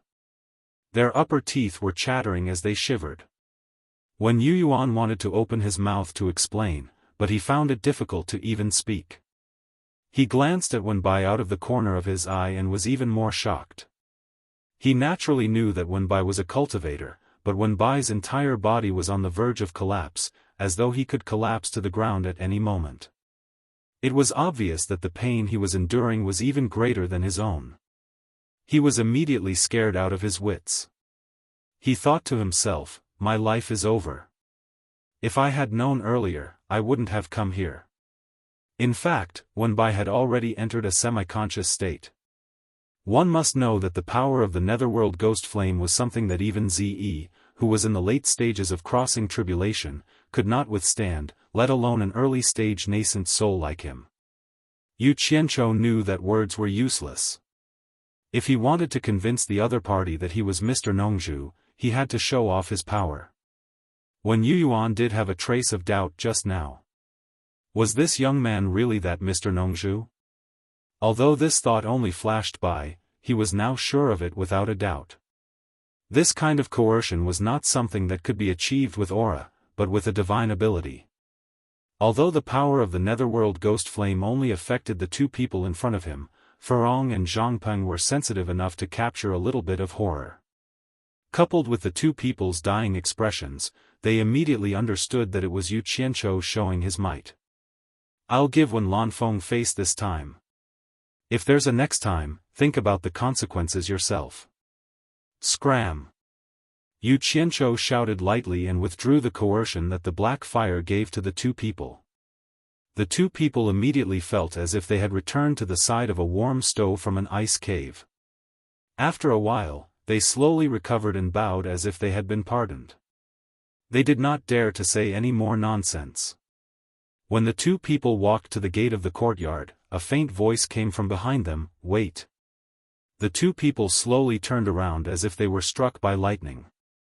Their faces were deathly pale. Could it be that he changed his mind again and wanted to kill the two of them?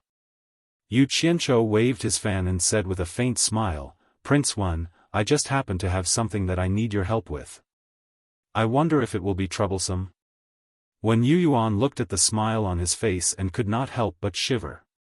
This strange person's temper was really hard to fathom. The speed at which he changed his attitude was really fast.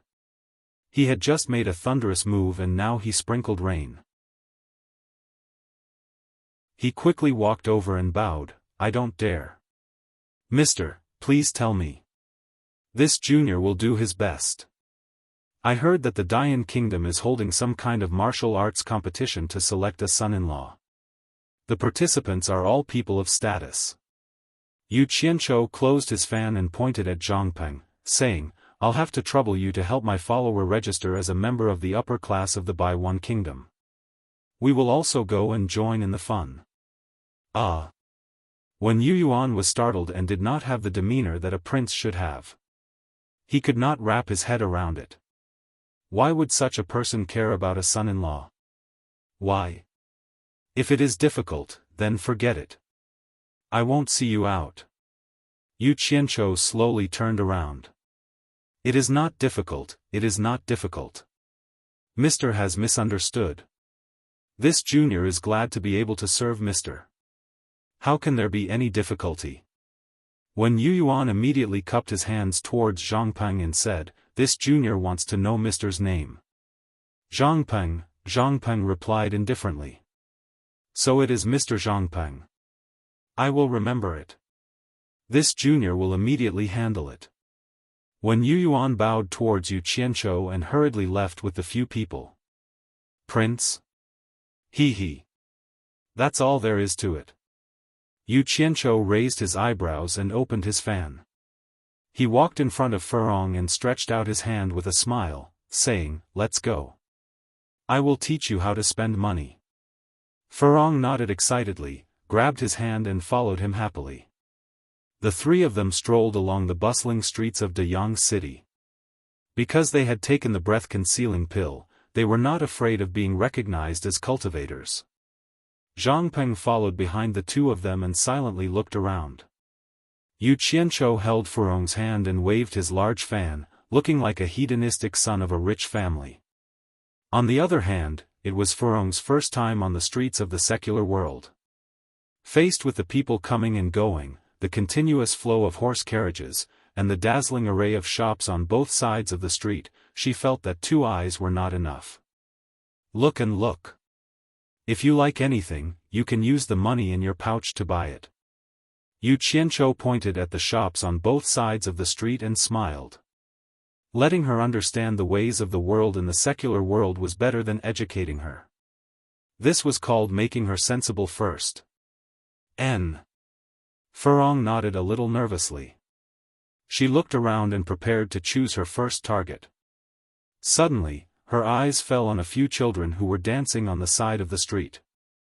The boys and girls were like carved jade, innocent and lively, and their smiles were as bright as the sun. They looked really cute. I'll buy them. Furong directly pointed at the children. Yu Qianzhou and Zhang Peng felt as if they were struck by lightning and were stunned for a long time. Then, Zhang Peng, who was as big as him, lowered his head and looked around for something. Where did my money go? This caused the passers-by to also look at the road. You can't buy that. Yu Qianzhou smiled awkwardly and hurriedly dragged her into a shop. He began to teach her how to buy things step by step, and even how to bargain. He also began to carefully teach her some things about the ways of the world. After a few practice sessions, Furong fully displayed a woman's talent for shopping. She improved at a godly speed, and the price she haggled caused Yu Qianzhou and Zhang Peng to be dumbstruck. She was really good at helping Yu Qianzhou save money. The more Furong talked, the more courageous she became.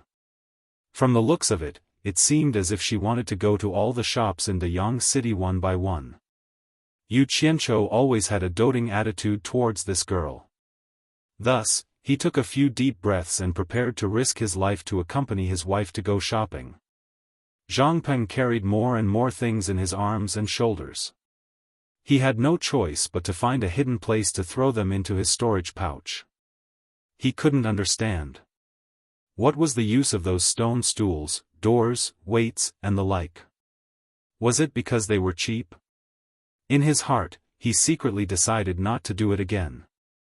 In the future, he would resolutely refuse to go shopping with women. It was too scary. It was even scarier than being ambushed on the battlefield. The owner of this shop is too unscrupulous. I'm not buying from him. Let's go to another shop. Furong angrily pulled Yu Qianzhou out of a toilet bowl shop. In the beginning, it was Yu Qianzhou who pulled her, but now, it was she who pulled Yu Qianzhou. Yu Qianzhou staggered from her pull and almost tripped over the doorsill. He repeatedly nodded his head, and his heart was filled with endless joy. It turned out that bringing a woman shopping was the fastest way to educate her. This trip was not made in vain. Continue. Zhang Peng, who was following behind, almost burst into tears. He thought to himself, Master. What a pure and innocent woman. She didn't even spend an afternoon. She was educated to this extent by you. On the bustling street, there was a person following the three from afar. It was none other than Wen Youyuan's son, Wen Chongzheng. Guangying Tavern had been booked by someone. The three of them matched the number of men and women. In addition, the owner of the tavern had respectfully sent them out. It was likely that the person waving the large fan was Mr. Nongzhu, who had caused his father to leave in such a sorry state. Although they were strolling on the bustling street, it had to be said that Zhang Peng's vigilance was not something an ordinary person could compare to. After strolling along a few streets, he discovered that the same person was following them from afar. He immediately transmitted his voice to Yu Qianqiu, "Master, there's someone following us." Yu Qianqiu nodded slightly. When they reached the entrance of an alley, he pulled Furong along and the three of them walked in together. Not long after, a person had just stuck his head into the alley to take a look when Zhang Peng, who was guarding the entrance, reached out and grabbed him by the neck. He directly dragged him in and threw him to the ground. Yu Qianqiu smiled as he put away his fan and said, "You like to follow? Zhang Peng, break his pair of dog legs first." The person following them was naturally Wen Chongzheng.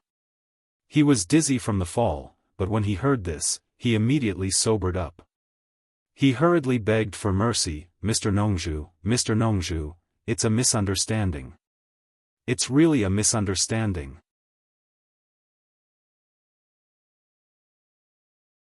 Chapter 466. Hearing this, Zhang Peng stopped. He knew that his master was now that Mr. Nongzhu, so he looked at Yu Qianqiu with a questioning gaze. "Oh. Since you know who I am and still dare to follow me, you've got guts." Yu Qianqiu smiled faintly and said, "Why are you following me? Tell me the truth. If you lie, I'll tear you apart and feed you to the dogs. Get up and speak." Although he said this with a smile, Wen Chongzheng felt a chill run down his spine. He did not dare to doubt that Miao Yi was joking. He immediately climbed to his feet with the help of the wall. Trembling, he said, "I am Wen Chongzheng, the second son of Bai Wan country's Prince of Tranquility, Wen Yuyuan. Today, I heard Uncle Bai and my father mention you, so I was curious and followed my father to the inn where you were staying. When I saw you come out, I couldn't help but follow you." "Couldn't help but follow me?" Yu Qianqiu laughed mockingly. He narrowed his eyes as he recalled some of the matters regarding Bai Wan country recorded in the Jade Archive, especially the rule that the royal family could only have one heir. He already had some guesses in his heart. He tapped his fan on his palm and said, "A prince who's about to be demoted to a commoner dares to play tricks in front of me. Zhang Peng, twist his head off and send it to his father. Spare me, mister."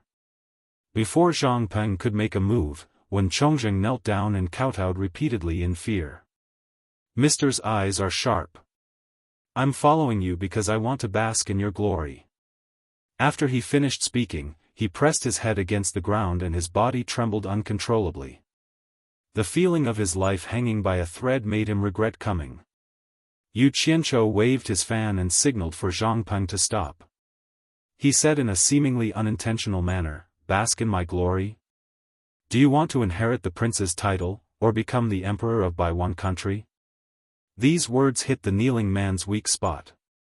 Wen Chongzheng suddenly raised his head as if he had been injected with adrenaline. He was no longer afraid. He came to look for Yu Qianqiu because he knew Mr. Nongzhu's influence in Bai Wan country. Originally, he wanted to ask Yu Qianqiu to put in a good word for him. Presumably, his father would not dare to offend Mr. Nongzhu, so the right to inherit the throne would basically fall on him. Who knew that Mr. Nongzhu would say the word emperor so casually? Judging from his tone, it was not a big deal to give him the throne. Wen Chongzheng's blood immediately boiled, and he forcefully suppressed the surprise in his heart. He cupped his fists and said respectfully, "I don't dare to be picky, and I'm willing to follow Mister's arrangement." Humph. He wasn't stupid and knew that going too far was as bad as not going far enough. Yu Qianqiu opened his golden folding fan and admired the large group of rich and noble peonies on it. He said leisurely, "Why should I help you arrange it? What benefits do I get?" At the side, Zhang Peng's eyes slightly drooped. Master was indeed master. Whatever he casually used was a trick. It was worth learning. When Chongzheng's spirit was lifted, he was afraid that the other party wouldn't help him. Since the other party had stated the conditions, it would be easy. He immediately said with a solemn expression, "Thunder and rain are all bestowed upon me by Mr. As long as I have the slightest bit of success in the future, as long as Mr. gives the order, I will be the first to act according to my abilities." The meaning hidden in his words was very simple. If you can make me your highness, you can make me do anything you want within your authority as a king. If you let me become the emperor, then I can do anything within the emperor's authority. Wen Congzheng. What a good name. As expected, you're made for politics. Yu Qianzhou smiled faintly. Wen Congzheng smiled awkwardly and said, "Mr. has misunderstood. Chongzheng is the Chongzheng of respect for the seniors. It is the Chongzheng of being upright like the seniors. It is not a political career. Damn it. What a talent for bootlicking. Able to bow and submit, willing to do anything for the sake of the throne. He's even more ruthless than me." Yu Qianzhou sized up this fellow.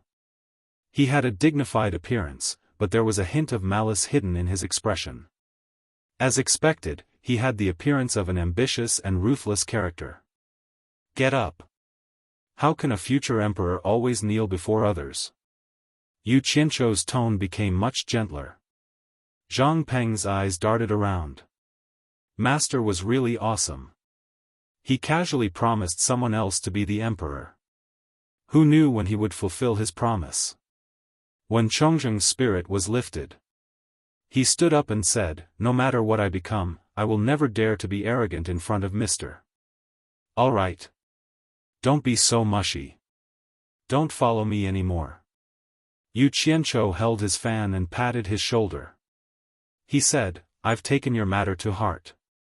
Go back. I'll look for you if there's anything. It's fine.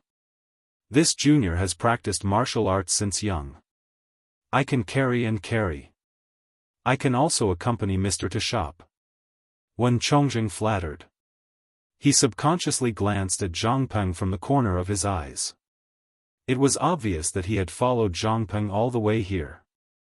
Zhang Peng immediately gave him a look of approval. Shopping really wasn't something a man should do. This brat is not bad. Yu Qianzhou's face turned cold. He snorted coldly. It seemed to be saying, "You dare to not listen to me?" A chill that could take one's soul away came pressing down. When Chongzheng couldn't help but shiver. He hurriedly bowed and said, "This junior knows his mistake. This junior will take his leave." He turned around and quickly walked out of the alley. The three of them slowly walked out, and Hibiscus continued her passionate shopping spree. Along the way, they could feel that the entire Deyang city was brimming with a festive atmosphere.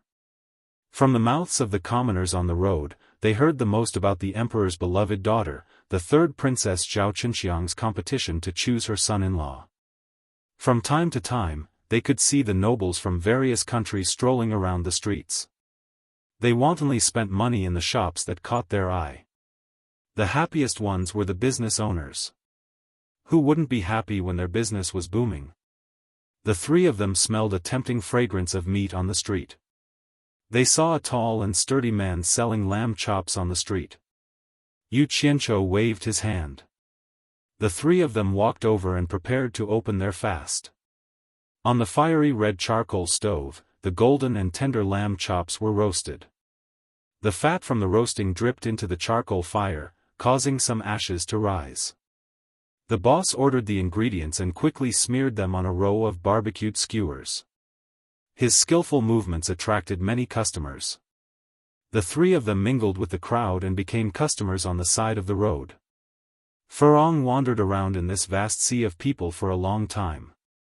She was no longer afraid of strangers. She mixed in with the crowd and chewed on the lamb chops without the slightest scruple.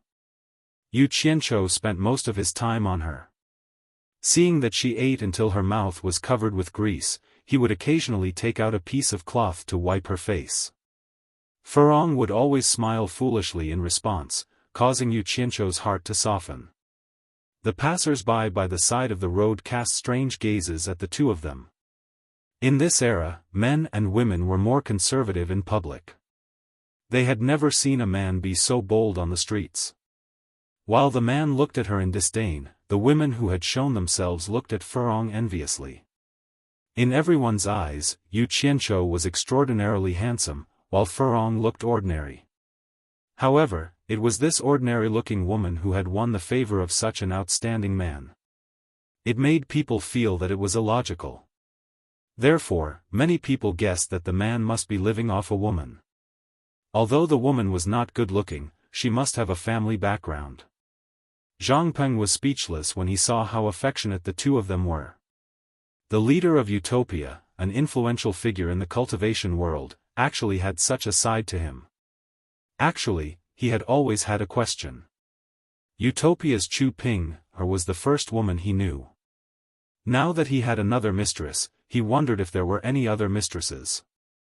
If there were, which one was older and which one was younger? The stall owner of the roasted lamb chops had long noticed the three people beside him. He waited for the business to slow down a little and not so busy. He suddenly picked up 3 skewers of lamb chop and handed them to the three of them, causing them to look at each other in dismay. "Eat. It's free. I'll give it to you for free." The burly man laughed heartily and said, "I can tell that the young master is a good person. This madam is also a blessed person. This big brother is also an honest person." He had been observing people for a long time in the marketplace. The way Yu Qianzhou looked at Furong did not have any hint of hypocrisy. It was not what others thought.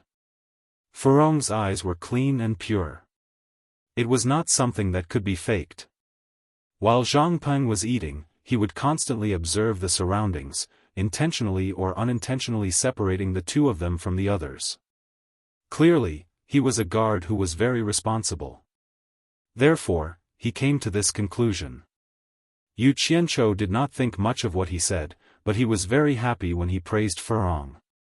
He nodded in approval and said, "Boss, you indeed have good taste. My madam is naturally the most blessed person in the world." "Well said. You should be rewarded." He took out a huge ingot of glistening yellow gold and stuffed it into the boss's hand. The boss was dumbfounded. How long did he have to set up his stall to earn such a huge lump of gold?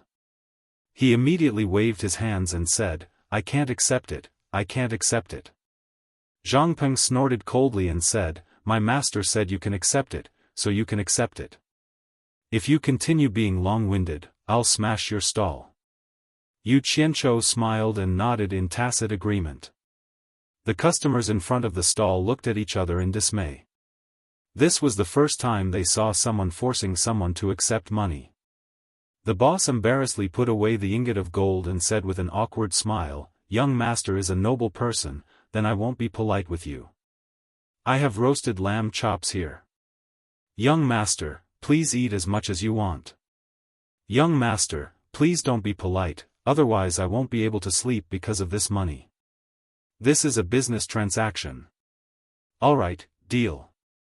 Yu Qianzhou nodded in agreement. The three of them did not stand on ceremony and ate as they should. They even chatted with the boss from time to time. The sky was gradually shrouded in a layer of twilight. Just as the three of them were about to return, a group of imperial bodyguards on tall horses opened the way in front of them. Behind them was a luxurious carriage. Yu Qianzhou did not think much of it. There were many nobles in the secular world. He only glanced at them casually, but he suddenly realized that the people in the lead were somewhat familiar. For a moment, he could not remember where he had seen them. When the carriage passed by him, he saw an old man on horseback protecting him. He narrowed his eyes slightly. The people in front of him also reminded him of who they were. This old man was none other than Elder Lu Wan, one of the 100 Flowers Valley Cultivation Alliance who disappeared after An Kuang-tsung was wiped out. The people in front were also disciples of An Kuang-tsung. Yu Qianzhou had wanted to find this old man to settle the score, but he had not been able to find him. He did not expect to meet him here. It was really a small world for enemies.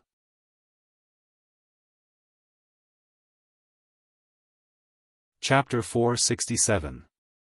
What he didn't expect was that the dignified elder on Guangzhong from back then would actually become someone else's bodyguard. He didn't know who was sitting in the carriage that they actually needed a cultivator to protect him. Could it be another prince? Compared to China's cultivation world, the situation here was really different. It seemed very normal for cultivators and mortals to mix together. It was a little worthless. He swept his gaze across the group of people. There were quite a lot of cultivators among them. There were more than 10 cultivators in the Foundation Establishment realm, Core Formation realm, and Nascent Soul realm. With such ostentatious behavior, Yu Qianzhou really wanted to know who was inside the carriage. Lu Wanxian rode on a tall horse with an arrogant look on his face. It seemed like he felt honored to be able to serve as a bodyguard. His gaze swept back and forth before meeting Yu Qianzhou's gaze. Yu Qianzhou even smiled and nodded at him. Lu Wanwan was slightly startled. This gaze was a little familiar, but he had never seen this person before. After pondering for a moment, the group of people had already brushed past Yu Qianzhou. He naturally couldn't recognize him. First of all, he couldn't see through Yu Qianzhou's cultivation level. Moreover, he was wearing an exquisite human skin mask. It should be known that the human skin masks Shi Wenguang ordered people to make for Yu Qianzhou and the others were made by the best masters in the army of several million. They were thin and lifelike, almost to the point of passing off the fake as the real thing. How could he recognize them just by looking at them? After watching the group of people leave, Yu Qianzhou gave Zhang Peng a look. Zhang Peng understood and nodded slightly. He quietly retreated and disappeared into the crowd. Let's go. I'll accompany you for a walk. Yu Qianzhou pulled Hibiscus along. Hibiscus looked around and asked in surprise, Yu Qianzhou, where's Zhang Peng? He had something to attend to, so he left first. Yu Qianzhou smiled. The owner of the roasted lamb behind him shouted, young master, come back tomorrow. I won't charge you any more. Yu Qianzhou waved his hand with his back facing the owner. When the lanterns were first lit, the two of them strolled along the streets. Looking at the lights of tens of thousands of households, Hibiscus felt relaxed and happy. How could one see these things on Fuxian Island? In particular, when she passed by a certain brothel, she saw many gorgeously dressed women chattering with each other. In addition, there were all kinds of beautiful lanterns. Hibiscus couldn't help but want to rush inside to take a look. Yu Qianzhou jumped in fright. Great aunt, this is not a place you can go. He hurriedly pulled her back and told her where they were without any hesitation. After Furong figured it out, she did not dare to go anymore. However, from the way she kept looking back, it seemed that she was very curious about that place. When the crowd on the street began to thin out, Hibiscus still strolled around without feeling tired. Yu Qianzhou had no choice. He still had things to do, so he could not just play around. He had already indulged himself very much today, so he promised to bring her out again next time. Only then did he persuade Hibiscus to go back. When the two of them returned to Guangying Inn, Zhang Peng was already back. At the same time, Wen Bai was also there. The two of them were waiting in the courtyard.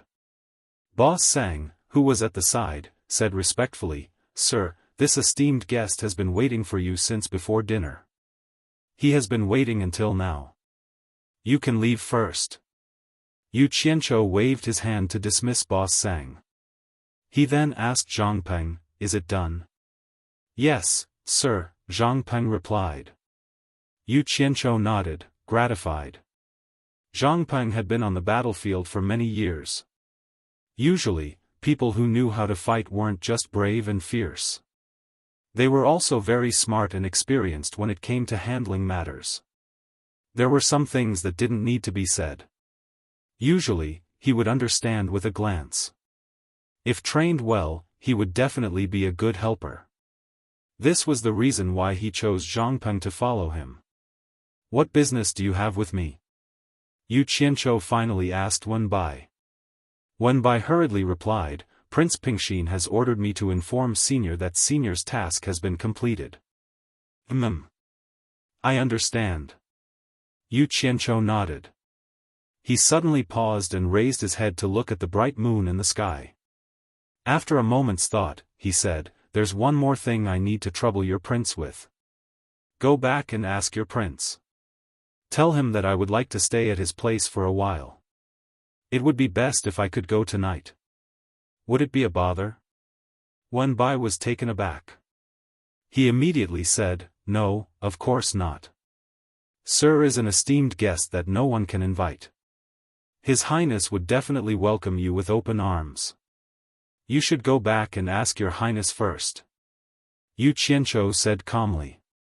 Wen Bai still wanted to say something, but when he thought of the temperamental nature of this gentleman, he didn't dare to disobey him. He immediately cupped his hands and quickly returned to the prince's residence to report. As soon as he left, Yu Qianzhou immediately extended his hand towards Zhang Peng and asked, "Where are the things you bought today?" Zhang Peng took out a storage pouch from his bosom and gave it to him. Yu Qianzhou took the pouch and handed it over to Furong. He smiled and said, "Go back to the room and have a look. This is the things you bought today." Furong's eyes brightened. She immediately took the pouch and went back to the room to check. At this time, Zhang Peng approached and reported, "The person in the carriage today was the Prime Minister of Dayang Kingdom." This disciple followed them back to the Prime Minister's residence. "Originally, I wanted to enter the residence to investigate. However, when the Prime Minister entered the residence, several divine senses swept back and forth several times. If I hadn't taken the restraining breath pill, they would have treated me as an ordinary person. I'm afraid I would have been exposed. This disciple was afraid of alerting the enemy, so I had to return first." Yu Qianzhou frowned and said, "In that case, there are still cultivators hidden in the Prime Minister's residence. Moreover, their cultivation level might be higher than yours? At least not lower than mine. Also," Zhang Peng muttered, "this disciple suspects that the old coachman who drove the Prime Minister's carriage is also an expert who goes out to protect the Prime Minister. Although this disciple can't see through his cultivation level, I noticed that when the Prime Minister got off the carriage, the old coachman didn't even look at the Prime Minister. Moreover, the Prime Minister seemed to be very respectful towards him. This is really contrary to common sense." "Oh. There's such a thing?" Yu Qianzhou felt strange and said, "The princess of Baiwan Kingdom was only protected by an early nascent soul cultivator. It's a bit strange that a mere Prime Minister has so many cultivators protecting him." Zhang Peng said, "This disciple will find an opportunity to sneak in again to investigate. Don't do anything rash. This is not the Wuxia cultivation world. Almost every country has one or two soul formation cultivators overseeing it. Those old fellows have drawn these countries into their own sphere of influence. You can't be careless." Yu Qianzhou tapped his fan and said, "However, there is an old enemy. I will have to drag him out and settle old scores. I will personally pay a visit to the Prime Minister's residence tonight. I will accompany Master to wreak havoc in the Prime Minister's residence." Zhang Peng was excited just thinking about it. He immediately cupped his fists and asked for permission. His military style was back. "Nonsense. Who said I'm going to wreak havoc in the Prime Minister's residence?" Yu Qianzhou rolled his eyes and said, "After leaving China's cultivation world, we don't know anything about the cultivation world here. I'm just going there to get a feel for the situation and find out the truth. If there's any danger, I won't be able to do anything if you go. Besides," he pointed at the house and said, "Besides, your master's wife's cultivation level isn't high. I'm not at ease leaving her alone for now. You'll have to work hard and help me look after her." "Understood." Zhang Peng said this with some reluctance. Speaking of which, back in Utopia, he had practically been training in actual combat every day. For someone like him who loved fighting, it was truly a joy to fight. During this period of time, he had been playing and eating every day. He was so bored that he felt like birds were going to fly out of his mouth. It was truly boring. He really wanted to say, "Why do you always have a woman by your side? Why don't you just throw her into Utopia?" However, when he thought about the scene of the two masters' wives meeting, he couldn't help but worry for his master. No wonder he never returned home. The two of them continued to discuss some matters. Not long after, they heard the sound of a carriage outside. A moment later, Boss Sang ran in and reported, "Sir, those two esteemed guests are here again. They've brought 2 carriages and a group of guards with them." Yu Qianchou nodded and said, "Boss Sang, thank you for your warm hospitality. I will be leaving tonight, so you can open your tavern as usual. Otherwise, your secret will be exposed sooner or later. I'll be taking my leave now." With that said, he cupped his hands. Boss Sang hurriedly returned the greeting. "Sir, you're worrying too much. The Grand General has already ordered that as long as you need it, you can do it at all costs. A mere tavern really isn't much. I appreciate your and your general's good intentions. I still have matters to attend to, so I can't delay any longer. Let's just leave it at that," Yu Qianchou said with a smile. "Sir, your matters are important, so I dare not disturb you. I'll have the people outside wait for a moment." Boss Sang tactfully retreated. Yu Qianchou entered the room and had Furong pack up. When the 3 of them walked out of the tavern, they discovered that Wen Yuan had personally come to welcome them with one by accompanying him. The 2 respectfully invited the 3 of them to board the carriage. After Yu Qianchou and Furong boarded the carriage, they heard Wen Yuan repeatedly asking Zhang Peng to board the carriage as well, but Zhang Peng was more than happy to ride a horse. Thus, sitting in the carriage, he directly said, "Your Highness, don't make it too eye-catching. Let Zhang Peng ride." The argument outside immediately stopped, and the prince had no choice but to board the other 2 carriages. The group of carriages began to move. Zhang Peng nimbly mounted the horse and lifted the reins to accompany his master's carriage. This was the first time Furong had sat in such a slow fellow. From time to time, she would poke her head out to look. Yu Qianchou smiled faintly and instructed Wan Bai to go back and report. He knew that the other side would come to pick them up. His main purpose was to let this lass have a taste of riding in the carriage. Perhaps in the future, she would not always have the leisure to do so. When they arrived outside the Baiwan nation's embassy, they discovered that the entrance was already wide open to welcome the 3 of them. Yu Qianchou did not want to stay outside and be conspicuous, so he immediately walked in. Many of the Baiwan nation's royal relatives and nobles did not know who these people were. Unexpectedly, their highness had to personally welcome them in the middle of the night. Although they were confused, it was not appropriate for them to ask too much. They all greeted the 3 people who walked over. The 2 people in the lead were the hipster and Wen Chongzheng. The hipster had already reverted to her female clothes. That rich and noble aura of a princess, coupled with her extraordinary appearance, was indeed superior to everyone else. Yu Qianchou stopped slightly and said to her, "You are clearly a beautiful woman, but you dress up as a man and act like a lunatic. Do you have nothing better to do?" The hipster doesn't dare. The dignified princess lowered her arrogant head. Everyone was shocked. Who was this person? He actually dared to reprimand the princess in public, and this unruly princess actually obediently admitted her mistake. Yu Qianchou turned around and pointed the fan in his hand at Wen Chongzheng. He asked, "Your Highness, who is this person?" Wen Yuan hurriedly replied, "This is this little prince's second son, Wen Chongzheng."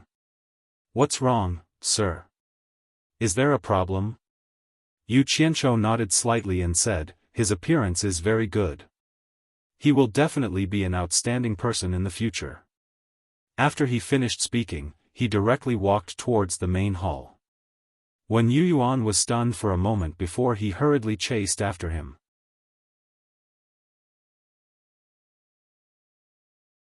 Chapter 468. The 2 rows of people began to disperse in 2s and 3s. When Chongzheng stood there motionlessly as though he was frozen in place. Yu Qianzhou's words immediately made him feel the warmth of spring. Sir clearly knows me, but he pretended not to know me and said those words on purpose. This means that Sir has the intention to help me. When Chongzheng's imagination was running wild. He had already seen the day when he would wear the imperial robe. He did not know that the people around him had already dispersed. The extremely depressed hipster lowered his head slightly. He suddenly noticed that when Chongzheng was in a daze. He walked over and kicked his calf. He said in a bad mood, "Brother Wang, why are you in a daze? Have you become stupid from all the praises?" Ah! When Chongzheng suddenly came to his senses. He looked around and realized that he had indeed lost his composure. He quickly shook his head and said, "No, no." He minded his own business and walked away. The hipster was stunned and looked at his own feet. His kick just now should have been quite strong. Why did he not have any reaction at all? Yu Qianzhou and the others entered and looked around. A residence that belonged to the secular world was indeed not ordinary. When Yu Yuan chased after him to the main hall, he dismissed the people around him and found an opportunity to ask carefully, "Does Sir know the art of foresight and fortune-telling?" "That's what fortune-tellers do. I don't have the leisure to do that." Yu Qianzhou snorted disdainfully. He walked to the seat in the middle that belonged to the prince and sat down. That. When Yu Yuan was perturbed. This matter concerned his son's life, but he still braced himself and asked humbly, "Just now, Sir said that my son's fortune-telling is very good and that he will definitely be an outstanding person in the future." This prince is confused after hearing this. "Sir, please give me some guidance. I'm just fooling your son, and you took it seriously?" Yu Qianzhou glanced at him and thought that there was no need to be so harsh. He had not figured out what was going on with this family and did not know if they had any value. Thus, he deliberately mystified and said, "The secrets of heaven cannot be revealed. Your Highness, please do not ask any more." These words were enough to give Wen Yuyuan a lot of thought. It was really mysterious, and there was a lot of room for imagination. Yu Qianzhou looked at his hesitant expression and interrupted with a smile, "Wang Yi, do you have a place for us 3 to stay?" "Ah. Yes, yes, yes. It has been prepared a long time ago. It is the small courtyard that the princess used to live in alone. It is very quiet." When Yu Yuan came back to his senses and said, the place he arranged for Yu Qianzhou and the others was the best place in the whole embassy. Originally, it belonged to the princess, but now that Mr. Nongzhu was here, the best place naturally belonged to Mr. Nongzhu. Therefore, the princess had to be wronged. After that, when Yu Yuan personally brought the 3 of them to the elegant and tranquil courtyard. There were a few maids in the courtyard to welcome them. The interior was already brightly lit. Yu Qianzhou suddenly stopped in the middle of the courtyard. Everyone stopped at the same time. No one knew what he was thinking. Since this is the place where the princess lives, how can we occupy it? Let's invite the princess back. In any case, there are many rooms here. It is better to live here. Yu Qianzhou said slowly. When Yu Yuan was shocked. A bad thought emerged in his mind. Could it be that he wanted the princess to sleep with him? He couldn't help but stutter, "Teacher, there is no need. Niece Wang is used to being unruly since young. I am really afraid to disturb teacher. Don't worry too much. She is unruly. I have my own ways to deal with her." Yu Qianzhou looked at Furong and said, "I will be going out later. I am afraid that my wife will be lonely here. Why don't we call the princess over to accompany her? I can be at ease then." Hearing that he was going out, Furong immediately begged, "I will go too." "Be obedient," Yu Qianzhou said softly. Furong was a little unhappy as she fiddled with the belt of her skirt.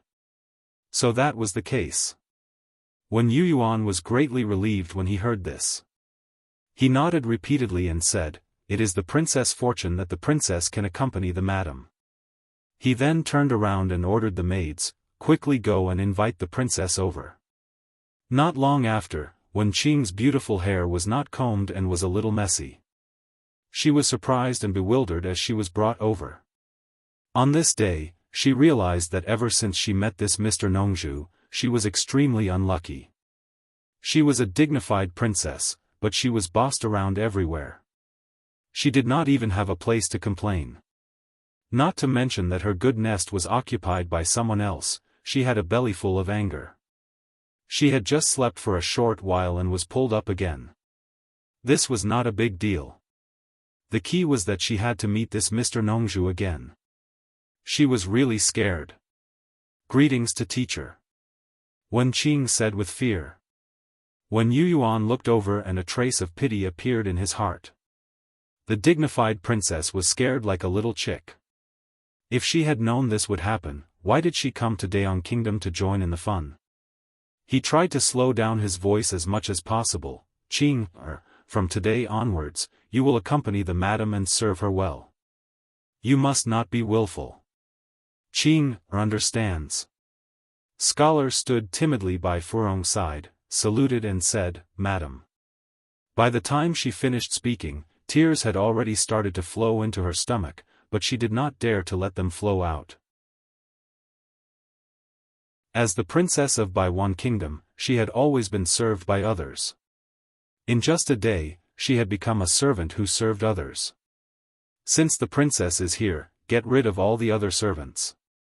Leave no one behind. Zhang Peng. Yu Qianzhou looked back with a sharp gaze and shouted, "No one is allowed to enter. Protect the madam and the princess. If anyone dares to enter this place, kill them no matter who they are." "Yes." Zhang Peng cupped his fists and accepted the order. His cold and murderous eyes quickly looked around. When Yuan's heart skipped a beat. He immediately waved at the maids, and they retreated while trembling with fear. When Yuan and the burly Zhang Peng looked at each other and instinctively shrank back. He really knew how to kill people. Yu Qianzhou glanced at Wen Qing. For the sake of Furong, he put on a warm smile and said, "Don't be afraid. If you accompany the madam well during this period of time, I guarantee that you will receive great benefits." When Yuan's eyes lit up. He knew that an expert like Mr. Nongzhu would not easily open his mouth. Once he opened his mouth, the rewards would definitely be unimaginable to mortals. When Yu Qianzhou saw the skeptical expression on Wen Qing's face, he could not help but laugh heartily and said, "You little girl, do you think that my words would be false? I can tell you that if you can make the madam happy, I can help you stay young forever and preserve your beauty forever. What do you think of this condition?" In order to make his lover and family happy, he was willing to pay any price. He could even treat treasures as trash. Hiss. When Yuan's body trembled when he heard this, and he let out a breath of cold air. Heavens! Stay young forever and preserve one's beauty forever. To mortals, these words were like the magic of immortals.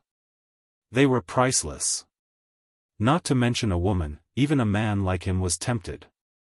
When Yuan took a look at Yu Qianzhou's appearance and thought to himself, "This Mr. Nongzhu is rumored to be more than 1,000 years old, but he still looks so young. He must know how to preserve one's youth. What he said must be true. Stay young forever and preserve one's beauty forever." This sentence was too tempting to women, even if she was a princess. Wen Qing's trembling eyes suddenly became lively. She gathered her courage and asked weakly, "Is what Mr. said true?" "How rude." When Yuan shouted, "Mr. is a god. Why would he lie to a little girl like you? Hurry up and thank Mr." Yu Qianzhou waved his hand at Wen Qing, who was about to thank him, and said, "Don't thank me first.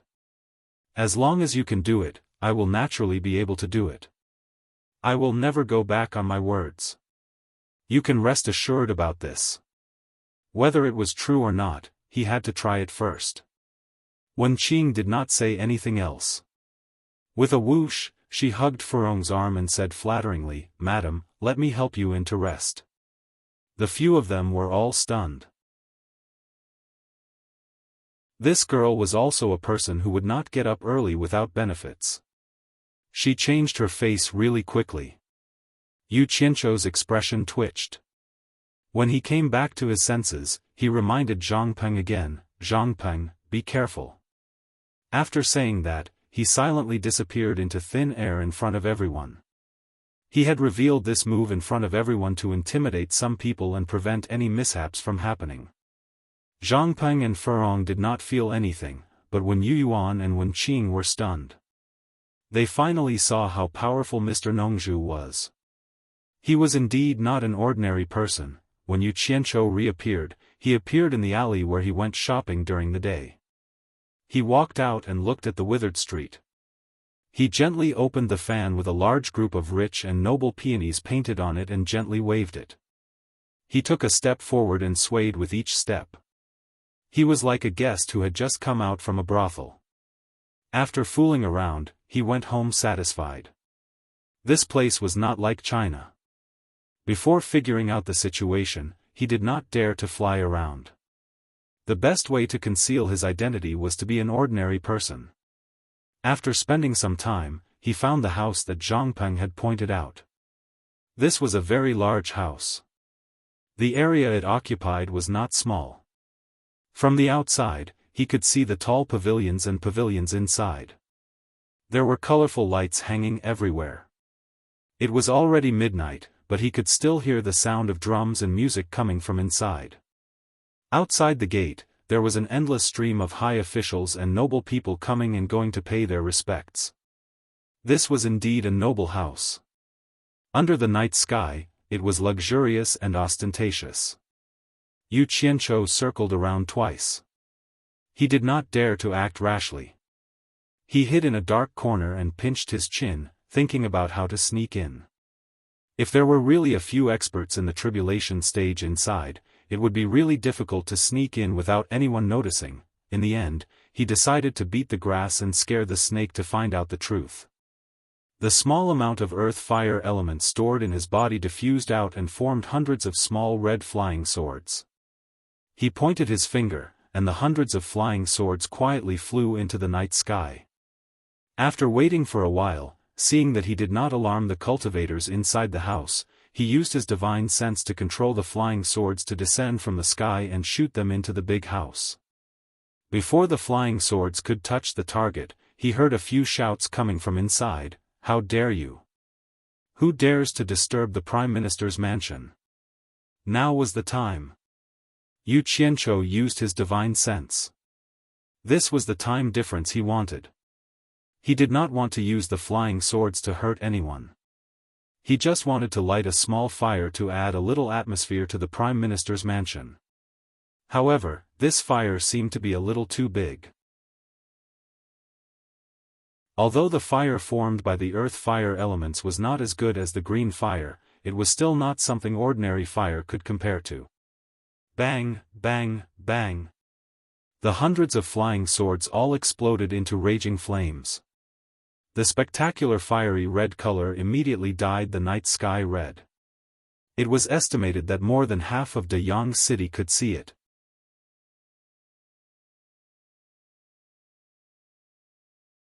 Chapter 469.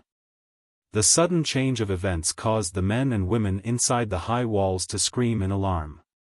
It was so lively. There were a few people who were about to shoot up, but they were also forced back down by the sudden explosion of the raging fire. Someone shouted, "Be careful, this fire is evil, the temperature is extremely high." Damn it! This is not considered high, the green fire on my body is high. I will let you guys have a taste of it when there is a chance. Yu Qianzhou hid in a dark corner and observed the situation. Fire! Fire! Quickly put out the fire! The sounds of chaos inside were incessant. The windows of the houses of the officials and commoners around the Prime Minister's mansion were opened one by one. Many men with bare arms looked at the raging fire burning in the sky and covering the entire Prime Minister's mansion. They were all dumbfounded, and the words, "descent of heavenly fire," appeared in their minds. Suddenly, a loud bang-bang sound came from inside the high walls, like the sound of raging waves. Yu Qianzhou squinted his eyes, only to see the high walls stirring up waves of water, rushing towards the pressing fire cloud. Pitter-patter. The sound of hot oil splashing into water suddenly sounded in the air, the water and fire intersected, and immediately a misty fog rose. It was really called a vast fog. Another series of bang-bang sound rang out, the waves of water rose one after another, and finally, the raging fire from the sky was mostly neutralized. It was obvious that several people had made a move at the same time. Yu Qianzhou was a little depressed. It was really good to be rich. He guessed that there was something like a man-made lake inside, and some experts used the lake water to extinguish the fire, ruining his mood.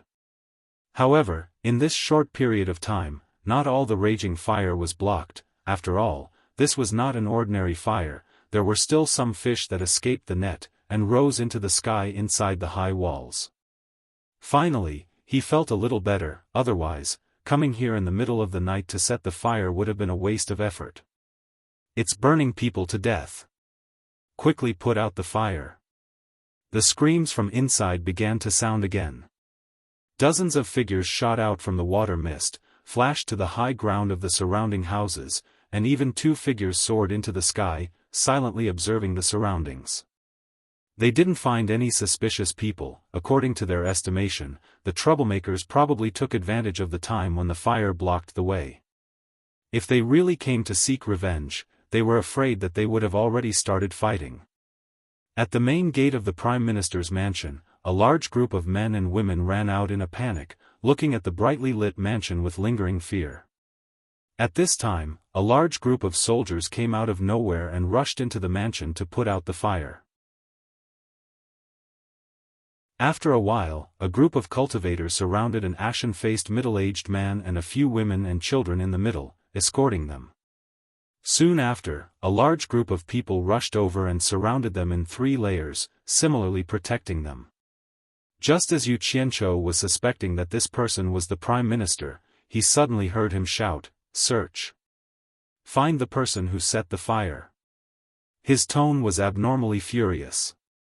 The moment he said this, Yu Qianzhou immediately confirmed his identity. However, this Prime Minister looked to be in his 40s at most. To be able to become a Prime Minister at such a young age, he must have some background. The cultivators on the high ground were speechless. The person who set the fire must be a cultivator, and he would have already run away. Who would wait to catch him? Moreover, how could he catch him in this sea of people? However, the soldiers were only following orders, and they didn't know much, so they immediately dispersed to search the streets. In the dark, Yu Qianzhou's eyes flashed. He wanted to find Lu Wanwan, who was guarding the Prime Minister's family with a group of cultivators, and there were dozens of cultivators in the surroundings. It seemed like it was too ideal to rely on one person to steal a chicken. There was no other way. He could only use his backup plan, and use the hard way. A group of searching soldiers rushed to the alleyway where Yu Qianzhou was hiding. He suddenly disappeared, and the soldiers searched him once before leaving. When Yu Qianzhou reappeared, he was already wearing a set of black clothes. In the alley, besides him, there were also 50 masked men in black, standing in 2 rows against the wall. Yu Qianzhou pointed at the surrounded Prime Minister's family, and made a gesture to end the battle quickly. He originally wanted to settle the score with Lu Wanwan, but since he had mobilized the special forces, he had to earn some appearance fees. This Prime Minister was protected by so many cultivators, so he decided to tie him up first. The team leader quickly conveyed the order to the team members behind him, and then made an "okay" gesture to Yu Qianzhou. Yu Qianzhou nodded slightly, and the 50 figures quickly rushed out of the alley, and directly rushed towards the Prime Minister's family, who was surrounded by layers of soldiers. Not good. The cultivators on the high ground immediately cried out in alarm, and rushed over. However, as soon as they fought, they immediately regretted it, and didn't even have the chance to run. Most of these people were foundation building and core bearing stage cultivators, and there weren't many original infant stage cultivators, so how could they be a match for these 50 crossing calamity stage special forces? Moreover, the special forces always paid attention to combination attacks, and even if the opponent was weak, it would still be 2 against 1. Unless there was no other way, they would only fight 1-on-1. A burst of light flashed, and with a burst of crackling sounds, screams could be heard everywhere. In a few breaths, most of the special forces were killed. 2 long whistles came from the sky, and 2 figures quickly rushed over. 10 special forces rose to the sky, and fought with the 2 people who rushed down. Then, 2 long whistles came from the Prime Minister's mansion, and 2 more people quickly flashed over. Without saying anything, 10 special forces immediately went to fight with them, and they were playing a game of numbers against few. Release the arrows. Among the soldiers protecting the Prime Minister, a general waved his sword and gave the order, and hundreds of archers immediately drew their bows. However, before the bows were fully drawn, dozens of flying swords rushed over at lightning speed, and immediately, broken limbs flew everywhere, and endless cries for their parents could be heard. The surrounding soldiers, who had never fought in a battle like this, were all scared out of their wits, dropped their weapons, and fled like rats. The surrounding officials and citizens had long since closed their windows, afraid that they would be caught in the crossfire. The 10 special forces in the sky quickly dealt with the 2 early stage crossing calamity stage cultivators, and immediately flashed into the Prime Minister's mansion to help the other 10 team members fight the 2 middle stage crossing calamity stage cultivators. When the remaining 30 crossing calamity stage cultivators surrounded them, Lu Wanwan and the other cultivators were so scared that their faces turned pale, and they no longer dared to fight back. The Prime Minister looked around at the group of black-clothed people and shouted, "Who are you? How dare you attack ordinary mortals? Aren't you afraid that the entire cultivation world will punish you?" The women and children who were huddled together cried. "Stop talking nonsense. If there were no cultivators to protect you, I wouldn't even bother to touch you." Yu Qianzhou quickly jumped over, pointed at the cultivators, and shouted, "Obediently surrender, or we will kill you." No one dared to doubt the truth of this sentence. Several special forces flashed over and quickly sealed the dantian of the cultivators, then knocked out the Prime Minister and his family. Then, they directly blew up the houses on the side of the road, grabbed 2 people each, and flashed into the houses. After Yu Qianzhou flashed into the houses, he immediately ran out, and there was a fierce collision sound coming from the opposite high wall. He found it strange that the 20 special forces still hadn't dealt with the other 2 people. They were not late-stage crossing calamity stage cultivators. If they continued to waste time, it would be troublesome if they attracted experts. He threw out a flying sword from his sleeve, and the sword flashed into the high wall of the Prime Minister's mansion. After taking a look, he immediately thought to himself, "No wonder." He saw 2 old men huddled together, and one of them held a green bowl in his hand. The bowl was glowing with a green light, forming a green protective shield. More than 20 special forces released their flying swords and took turns to attack the green shield, but they couldn't break it. It was obvious that the opponent had a very good defensive magic treasure. The other old man shouted angrily, "Who are you?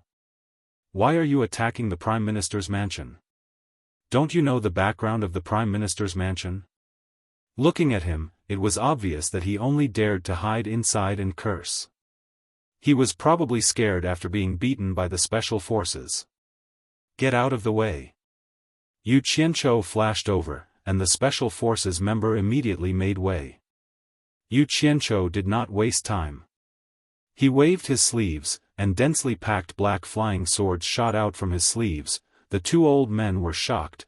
They were shocked by Yu Qianzhou controlling so many flying swords at the same time. They only calmed down after looking at the protective shield. The old man with the treasure bowl sneered, "Don't waste your effort, it's just flying swords." Before he could finish, the black flying sword pierced through the green protective star shield. Puff! Puff! Puff! The two old men's bodies were instantly turned into beehives, and blood flowed freely. The two old men looked at each other in disbelief, and their eyes were filled with sorrow. Ah! Before they died, the two of them let out a sorrowful cry towards the sky, and then fell down with a crash, dying with everlasting regret. In the courtyard of Daeong Kingdom's palace, in a remote attic, a lone lamp was swaying, and two old men in plain robes were playing chess. On the side, there was an old man who was watching the two of them play. As he watched, he said, "Burning and fighting, I wonder who it was that actually dared to come to Yin Baikong's grandson's house and cause trouble." An old man holding a black chess piece muttered, "Who cares who he is? Yin Baikong has many descendants, and he actually placed his grandson in Daeong Kingdom to be the prime minister. It's really a bit too much. It's good that someone caused trouble." He found a blank on the black chess piece in his hand and filled it in. The other old man holding a white chess piece stared at the chessboard and said, "It can't be helped, Yin Baikong has the cultivation of demigod late stage, one level higher than master. He shamelessly came to find master, and master couldn't bring himself to do it, so he reluctantly agreed." The old man watching on the side smiled bitterly, "I'm afraid that something will happen, and we will be implicated." Just as he finished speaking, they suddenly heard two deep and mournful cries coming from the night sky, and their expressions changed. The old man who spoke just now was stunned. Did something happen to the two personal cultivators who were protecting that kid? The three of them looked at each other, and then let out a long cry at the same time. They stopped playing chess, and the three figures quickly disappeared into the night. Yu Qianzhou picked up the treasure bowl that had lost its luster on the ground, and just as he threw it into his storage bag, he heard three long cries echoing from afar, and it seemed like they were rushing over at an extremely fast speed. His expression changed slightly, and he immediately waved his hand, saying, "Let's go, it seems like it's a tribulation late stage master." He led the group of people and quickly flew over the high wall, and went into the hole in the opposite house.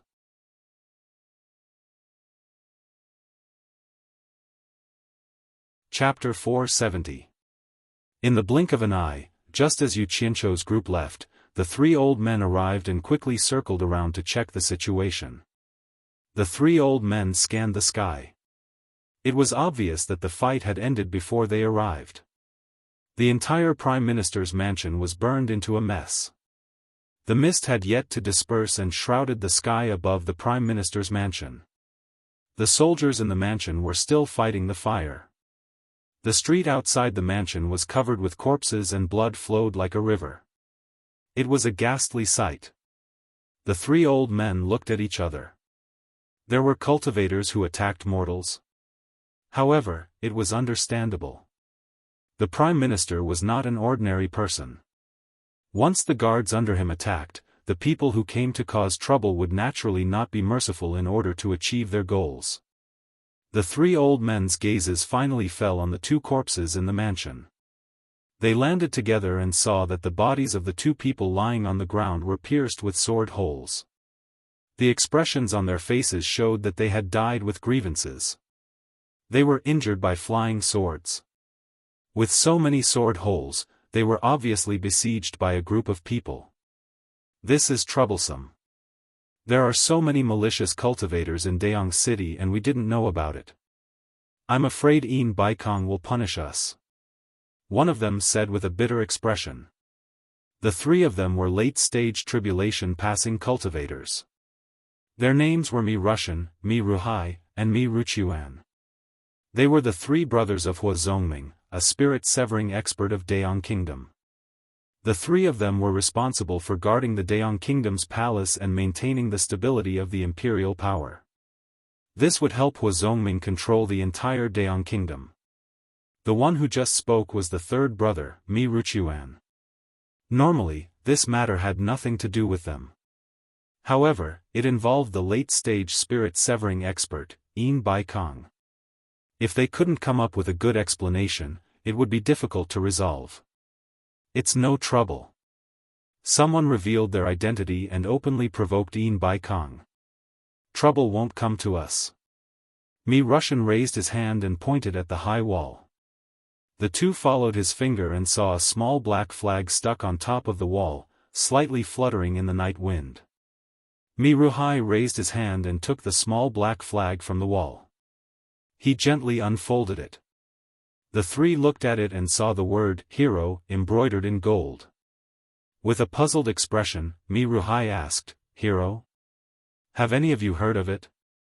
The other two shook their heads slightly, indicating that they had never heard of it. Mi Russian looked around and said, "No matter who he is, we'll use him to complete our mission. Besides, we didn't find Yin Wufeng's corpse here. Perhaps he was captured. We only need to report this matter to Master and let Yin Baikong investigate the rest. It has nothing to do with us. Let's go." The three of them didn't waste any more time and swiftly flashed through the sky.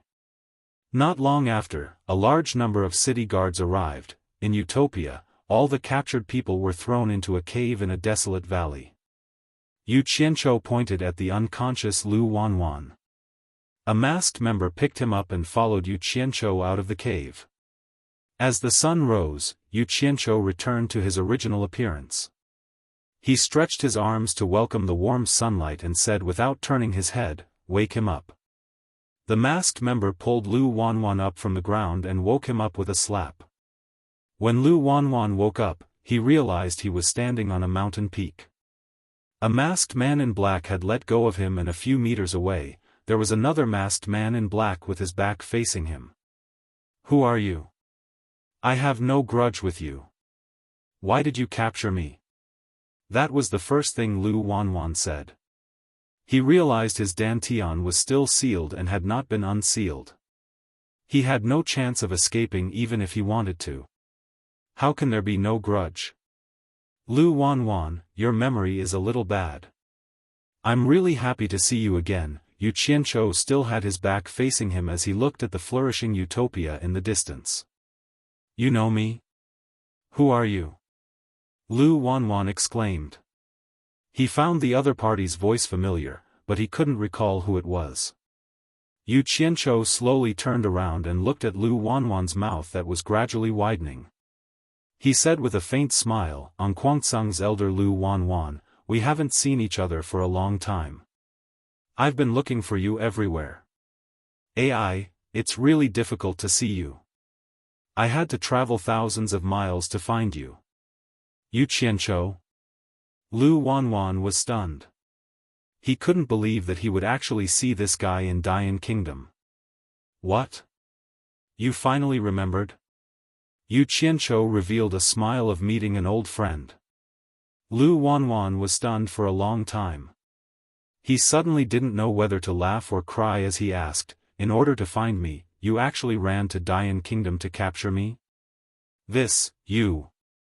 I almost forgot the grudge between us. I didn't expect you to still remember it."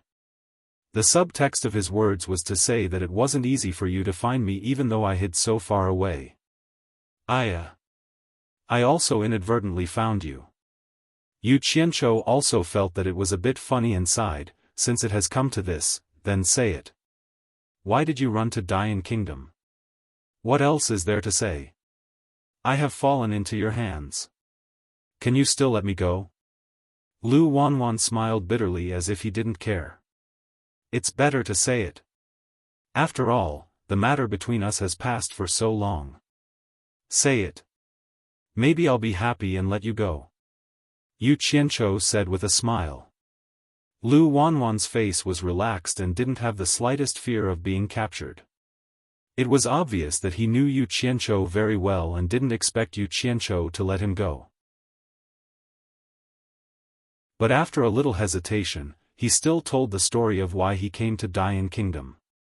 Maybe he still had a trace of hope in his heart to survive. It turned out that after Guangceng was destroyed, Lu Wanwan, who was in the 100 Flowers Valley Cultivation Alliance, heard the news and secretly escaped with the remaining Guangceng disciples. There was no other reason. It was because Kwangtsung was too arrogant. Not only did he fight with the Devil Blood Palace of Devil Dao, but he also destroyed a few small Devil Dao factions. He had already offended the entire Devil Dao. Without Kwangtsung to rely on, the righteous and Devil Dao hadn't united like now. Lu Wanwan knew that the people of Devil Dao wouldn't let the remnants of Kwangtsung go. In order to save his life, he took the remaining Kwangtsung disciples and fled westward. Only then did he arrive at Dian Kingdom. After some twists and turns, in order to establish a foothold, he sought refuge with the Prime Minister of Dian Kingdom as a guard. This was the entire story. After listening, Yu Qianzhou nodded and said, "You still have some self-awareness. You know that the people of Devil Dao won't let you go." Lu Wanwan looked at the masked man in black and asked, "I want to know one thing. Those people who destroyed Kwangtsung, were you the one who sent them?" "No." Yu Qianzhou directly denied it. Seeing that he still didn't believe him, he faintly smiled and said, "It's already come to this, I don't need to lie to you. The heroes are indeed my people, but the heroes who destroyed Kwangtsung aren't my heroes. Someone used the name of the heroes to do their own dirty business. They reaped benefits and then poured dirty water on the hero's head. This matter is no longer a secret in China's cultivation world. You may not know, but it was done by the Yen father and son, who are supported by the various cultivation world." The Yen father and son. Lu Wanwan's face flashed with a trace of resentment. Then he shook his head and smiled bitterly. Even if he knew who the enemy was, so what? He didn't have the ability to take revenge. What's the background of the Prime Minister of Daeong Kingdom? How can he get so many cultivators to protect a mortal? Yu Qianzhou asked. He. Yu Qianzhou, you're in big trouble this time. This Prime Minister's background will scare you. Lu Wanwan said word by word, his name is Yin Wufeng. He's the grandson of a soul formation late-stage expert. You didn't expect it, right? Humph. China's cultivation world is complacent, thinking that a tribulation late-stage expert is already a top-notch expert. Who knows how big the outside world is? However, Yu Qianzhou's expression made him a little disappointed. He wasn't scared by his words. He just faintly said, "So it's the grandson of a soul formation late-stage expert." No wonder. Lu Wanwan felt strange and said, "You don't look strange at all. Do you know about the existence of soul formation stage?" Yu Qianzhou did not answer his question and asked, "Have you heard of the world's #1 expert?" Lu Wanwan's eyes flickered. "Are you talking about the legendary Bai Changchun? I've only heard of the existence of such a person by chance." Yu Qianzhou nodded. "That's right. He's my master. Do you think I need to be afraid of that soul formation late-stage expert?" Lu Wanwan's mouth was wide open. He was stunned for a while and was speechless. "I've just arrived here, so I don't know much about the foreign cultivation world. Tell me everything you know. Also, I'm interested in that soul formation late-stage expert you mentioned." Yu Qianzhou smiled. The two of them were already meat on the chopping block. Since it was obvious, he might as well speak his mind. Lu Wanwan looked at him with a complicated expression. After a moment of silence, he untied the storage pouch on his waist and threw it to him. "My dantian is sealed, so I can't take anything out. There's a separate jade archive inside. After I came here, I've recorded everything I've seen and heard in it. I was thinking that when I had the chance to return to Wuxia, I'd tell the cultivation world everything I know about this place. It seems like I won't have the chance now. Take it. There's something you want to know inside." Yu Qianzhou inserted his divine sense into the storage pouch and quickly found the jade archive. After a quick glance, he discovered that there was indeed a huge amount of information inside. It was probably all the information he'd accumulated over the years. After putting the item away, Yu Qianzhou took out the human skin mask and put it back on his face. Then, he changed into the embroidered robe. In the blink of an eye, he had turned back into the handsome, elegant man. Lu Wanwan pointed at him in surprise. "It's you. You were the one who nodded at me on the street that day." "That's right." Yu Qianzhou smiled. "Since you're so honest, tell me what last wishes you have. If it's convenient, I'll help you complete them." Lu Wanwan's face paled. In the end, he still wouldn't let him go. After a moment's hesitation, he gritted his teeth and said, "I've been under Ong Guangceng's tutelage since I was young. I've received Ong Guangceng's great kindness, and I truly have no way of repaying it. If I really have any last wishes, Yu Qianzhou, I hope that you can help me kill the Yan father and son, and avenge Ong Guangceng's annihilation. I have no other request." As soon as he finished speaking, he slowly closed his eyes with a desolate expression. 2 drops of tears rolled down his cheeks as he prepared himself for death. Yu Qianzhou muttered, "It's a little difficult, but I'll say it again. If it's convenient, I'll help you complete it. You can go in peace." With a wave of his sleeve, a fierce green flame engulfed Lu Wanwan. Without making a sound, he was instantly turned into ashes that scattered with the wind. It could be considered as giving Lu Wanwan a quick death. With that, the grudge between the two of them came to an end. You're tuning in to the Xiaofan's Wuxia Tales YouTube channel. Don't forget to subscribe and join us on this journey to catch the most captivating stories.